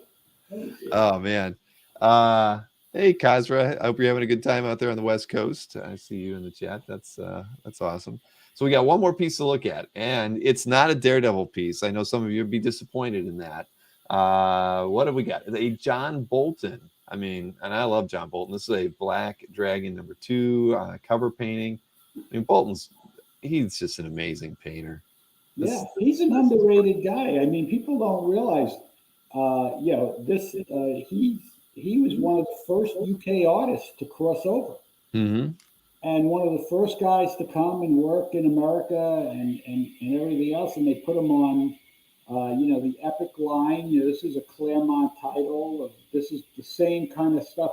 And interesting that they put Bolton from the UK on one of the historical drama kind of titles. This is uh, one of those things. But he is a great painter. He's a very fine artist. I've gotten to know a little bit more about him, and personally, and he's a very talented guy. I Big agree. horror guy. I mean, you can It's see from the gothic. Epic. Yeah. I mean, think Yeah. about this. This type of cover in 1985 is very unusual. Oh, definitely. I mean, what were we getting, painted cover wise back then? I mean, Joe Jusko was, getting, doing some of that. I mean, so yeah, this is very different stylistically from other pieces. I mean, Muth was doing some work. I mean, there were definitely some painters in there, but Bolton was a very I don't think unique talent. Sienkiewicz had started yet doing Yeah, his paintings, right? right. But Or would have been around there. Yep. yeah, but it's Oh, Bob Larkin. Thank you, Rick Welch. Yeah, I was trying to think of the other Hulk magazine cover painter. So yeah, Larkin definitely would have been out there. Well, you had Earl Norm, you had Earl Norm. Vallejo, you had the guys that worked on the early Conan books. You even had Ken Kelly. You had, these guys are all continuation. But as far as Right. Marvel, you know, yeah, this is stylized. This has some style to it. Yeah, and the lighting on this thing is incredibly dynamic. So I mean, it doesn't matter I that there's. think we have a couple of Bolton. Maybe you scroll up. I don't know if we have a couple of Bolton pieces. There you go. Yeah, Terminator Endgame. Yeah. And that's okay. So yeah, two of them. Yeah. Yeah, I like his stuff. Yeah. Yeah, very, very nice. Very, very nice. Yeah, look, well, we reached the end of my tabs, everybody. You can stop. Yeah. I had a lot of tabs open. It just makes my life easier to show these off. But yeah, so Joe, this I'll be very curious to see where a lot of this stuff ends up. I mean, we'll be doing that recap, like I said, next Thursday. So yeah, I mean, and again, I'm sure with this audience, I don't have to say it, but this is 40 lots out of 776, and that's a lot. I mean, usually I don't have my notes historically in front of me, but I mean, I think that might be like one of the second highest number of lots in the last 2 or 3 years as far as original comic art in there. I mean, I remember. I mean, I think the last auction, signature auction in January, wasn't it under 600? I think it was. It wasn't very high. It was one of the lower ones, as I recall. We tried again. I said it then, and now, of course, we failed again. But Jim keeps wanting us to make this only 1,000 lots because they get too long. We lose people in Europe. He's trying to keep the. That's why we've gone to 3. Now we have 3 days of comics every week. Right. Try and keep people in front of the computer for more than 3 hours. Sometimes. And I have heard that from people. Like their Sundays end up being too long. Because it'll go 8 hours or something. Yeah. So it is tough. I mean, we are. As a hobby, it is. It's a. We have had a glut of a lot of pieces and a lot of auctions and them running long, but I mean, it is kind of what it is, right? I mean, you've got consigners who want to sell, and listen, as I say to Jim, this is a great, you gotta take advantage of it while it's happening, and then we keep it raising the threshold, to get into the signature sale on live is now $10,000 minimum. So. $5,000 to get into the non-floor. So, I mean, but then if you get 1,400 pieces that meet those criteria, then you're back up to 1,350 lots. Right. Well, I mean, about the only thing you can really do if you want to spread it out is add another signature auction to your schedule, but I don't know if that's really possible. We're already maxed. We already have 5. You have 5. Add one to the schedule, and then so that's why what we've been doing is having these showcase auctions. These in a monthly. You're right. That has helped spread it around a little bit. And we have like one showcase auction every month. So that's like another 12 sales. Then you have 2 or 3 international sales. And you have a weekly, and you're doing $1 million every week. It's listen. No offense to any other auction companies, but 50 just what we do in weekly sales is probably more than the whole industry combined. Oh no! I mean, I report on it every week, so I see. And I'm just looking at the original art side of things, but I get it.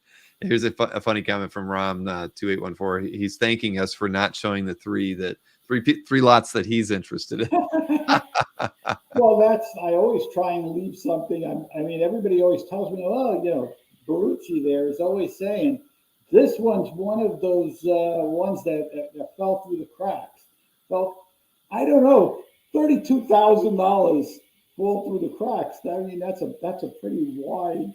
Well, the thing is, these days it's tough to say when a piece does it fall through the cracks or not. Because you look at it and it might have sold for 20,000 2 years ago, and you look at it today and you say, "Ah, that's a $40,000 piece," and then it sells for 35,000. I mean, but you're still, you might be overestimating what you think it should be worth today. It's still tough to really put, we've all got our best guess on things, but it's still hard to really pinpoint where some pieces are going to end up, because it still comes down to how many people are interested in it. But when you look at the tracking numbers on some of these lots, it's clear, that there's heavy interest in those areas that are always going to have it, with Frank Miller, J. Scott Campbell, all that's all the regulars that. Daredevil. Yeah, and the thing is, I think there's feature Sienkiewicz did Electric Assat. We have a ton of other pages that I was getting the same thing. Where I don't know if I could look at one more Daredevil. Tim Burrow saying he was glad too. I want the show to end already, so you don't show the artwork that he was interested in. But hey, listen, one thing I don't like, there's not that? many things that I really don't like as about collecting, but every once in a while I get a collector that calls me up and says, I thought that piece was really cheap, or they actually do it the opposite. Says, I want to put my piece up, but I want X number of dollars because you guys sold, like the Secret Wars page, I'll just say as an example. In my, I've done the math. That means the entire market is 40% higher right now than it was. So I'm not taking 1 penny less than 40% more of what it was worth. So what are you going to do to make sure that happens? I don't know. No. Yeah, it doesn't work. It does not work quite like that. Oh yeah, you get people who have done that math, and I say, well, listen, you've done the math, I haven't, so I can't speak to that. All I can tell you is it might go for that much, but that's up to you. You put it in at no reserve, and well, how do I know somebody won't buy it for $1? I said, well, look through the archives. If you could show me one that went for $1, I will guarantee you whatever you want on your page. Right, but the thing is, you just can't use that like a 40% number on all art. It just doesn't work like that, unfortunately. And the thing is, I mean, your signature auctions, the platinum stuff is always the blue chip stuff. I mean, and that maybe you could almost look at those and say you could maybe apply a multiplier to it from what it was worth 4 or 5 years ago. But the stuff that you're going to see on after that, it's always going to be harder. You just never know. Like, where's that Keown Hall cover going to go? I can't. I could give you a range of about $20,000 because you just can't tell.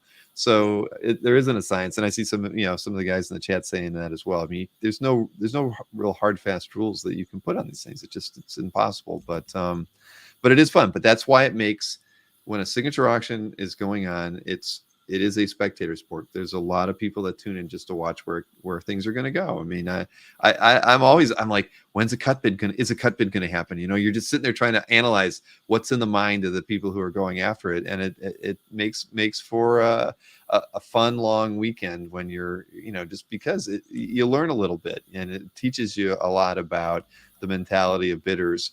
And I think the more you watch that, I think that you can learn a bit about, especially approaches to particular artists and whatnot. You can always tell, how many people are really engaged with a particular artist over time, I think. So, let's see. I'm just trying to read. I have one thing I have to cover. Somebody told me after the last time we were on that somebody was poking fun at my ladder, and they saying, everybody was. The ladder. No, that's like a library with a loft. Yeah, that's why the rail is up there. Yeah, and that thing rolls. I mean, that's a very nice, like 30-foot ceiling. So there's a whole. I think people were wondering if your bedroom was up there, or you had a sleeping spot at the top of there, or something. Well, this I think probably when this was built, it was built as a bedroom, and that was. Where you could have a second bedroom within a bedroom type of thing. Yeah, using the space, right? Yeah.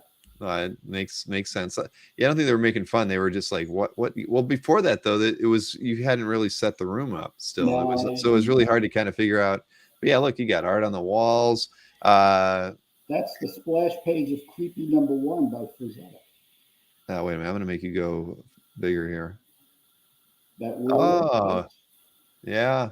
That's the famous werewolf story. And next to it is the cover of Tales of Suspense '96, Kirby Giacoya. And above that, those are the first ever Seven Dwarfs, the first ones that ever went to the paint department. And with characters like Deathy and Baldy and others. And then above that is the original oil painting for Robin Hood by Errol Flynn. Yeah. Jeez. And here, Yeah, what do you got over there? that's Star Wars, the first Infantino Star Wars cover Wow. with Infantino Austin. And that's the second best-selling book in American history, Catcher in the Rye. That's the original. Oh yeah, look at that. Oh man, Joe. That's amazing. Wow. Yeah, well we need to do another interview sometime, talk about artwork from your collections.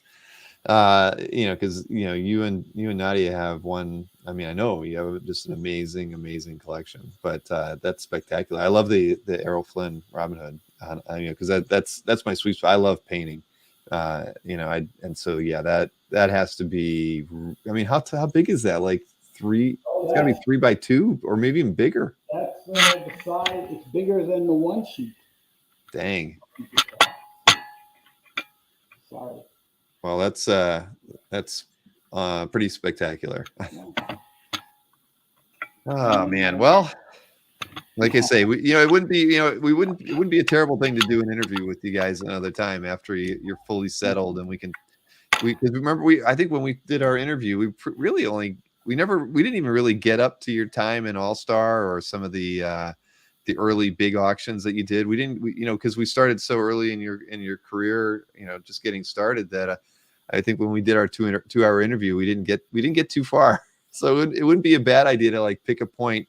And we talked about, that's true. Think about that, Joe. When we talked after that first show, we were like, we could do a whole show just on Frazetta. So we should talk after this and just see, like, maybe we can tackle up there to the left.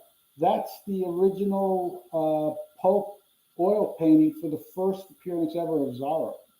Really? All Story Comics, 1919. The All Story magazine, which was the first pulp that Zorro appeared in, and that is the original pulp cover. You know how rare pulp covers are from that era?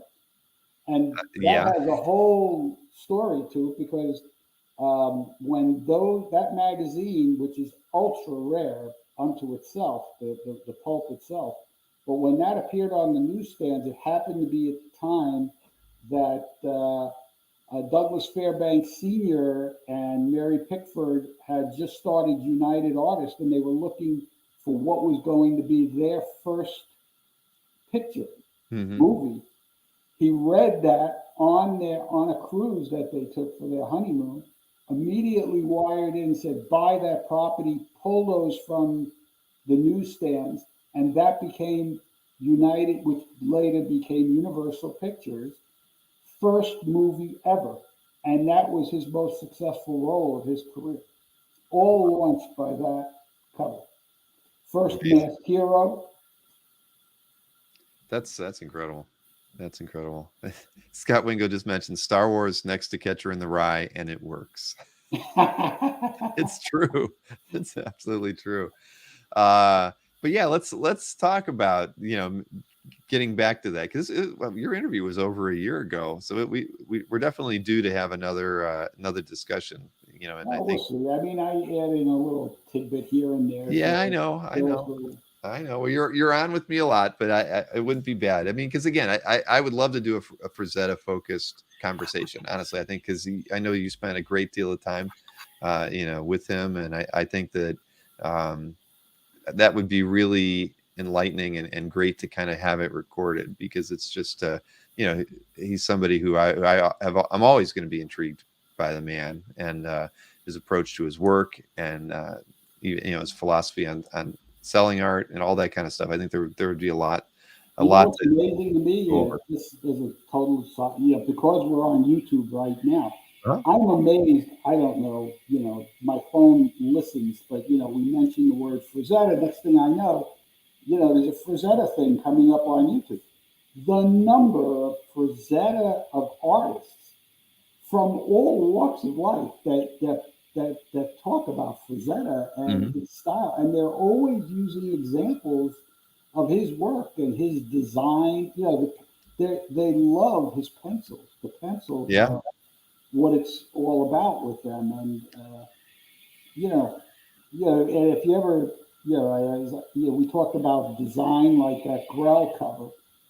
I'm very intrigued by that because that's how Frank would say every painting he tried to come up with a concept in his mind. He knew what he wanted to do, and then he would have some sort of a shape. So it was all about the shape that Hmm. started it, whether it was circular, whether it was a pyramid, whether it was whatever a Z, but an S shaped curve. And if you look at his drawings, especially pen and ink, it all revolves around that. He's very, very aware of it. That's the places he puts the blacks, like the complete back leg be completely in silhouette. I mean, he's fearless from when he was a kid.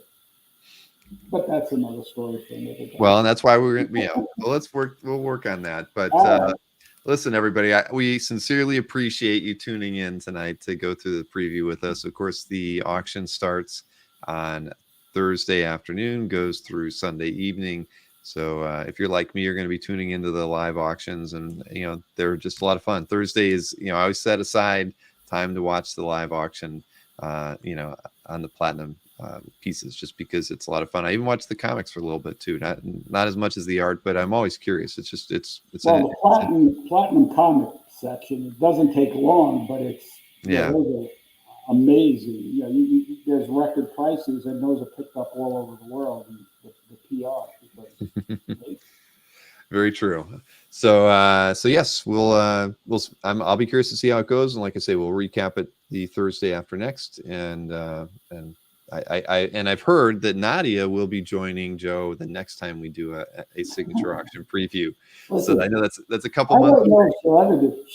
She never, from when we began. We used to people. I used to live next door to one of the anchors on CNBC when CNBC began, and Okay. he always would ask me to be on CNBC talk about collectibles and stuff like that, and beg not because they love having the women who were involved in this, and she would right up until the time and say absolutely not. Absolutely.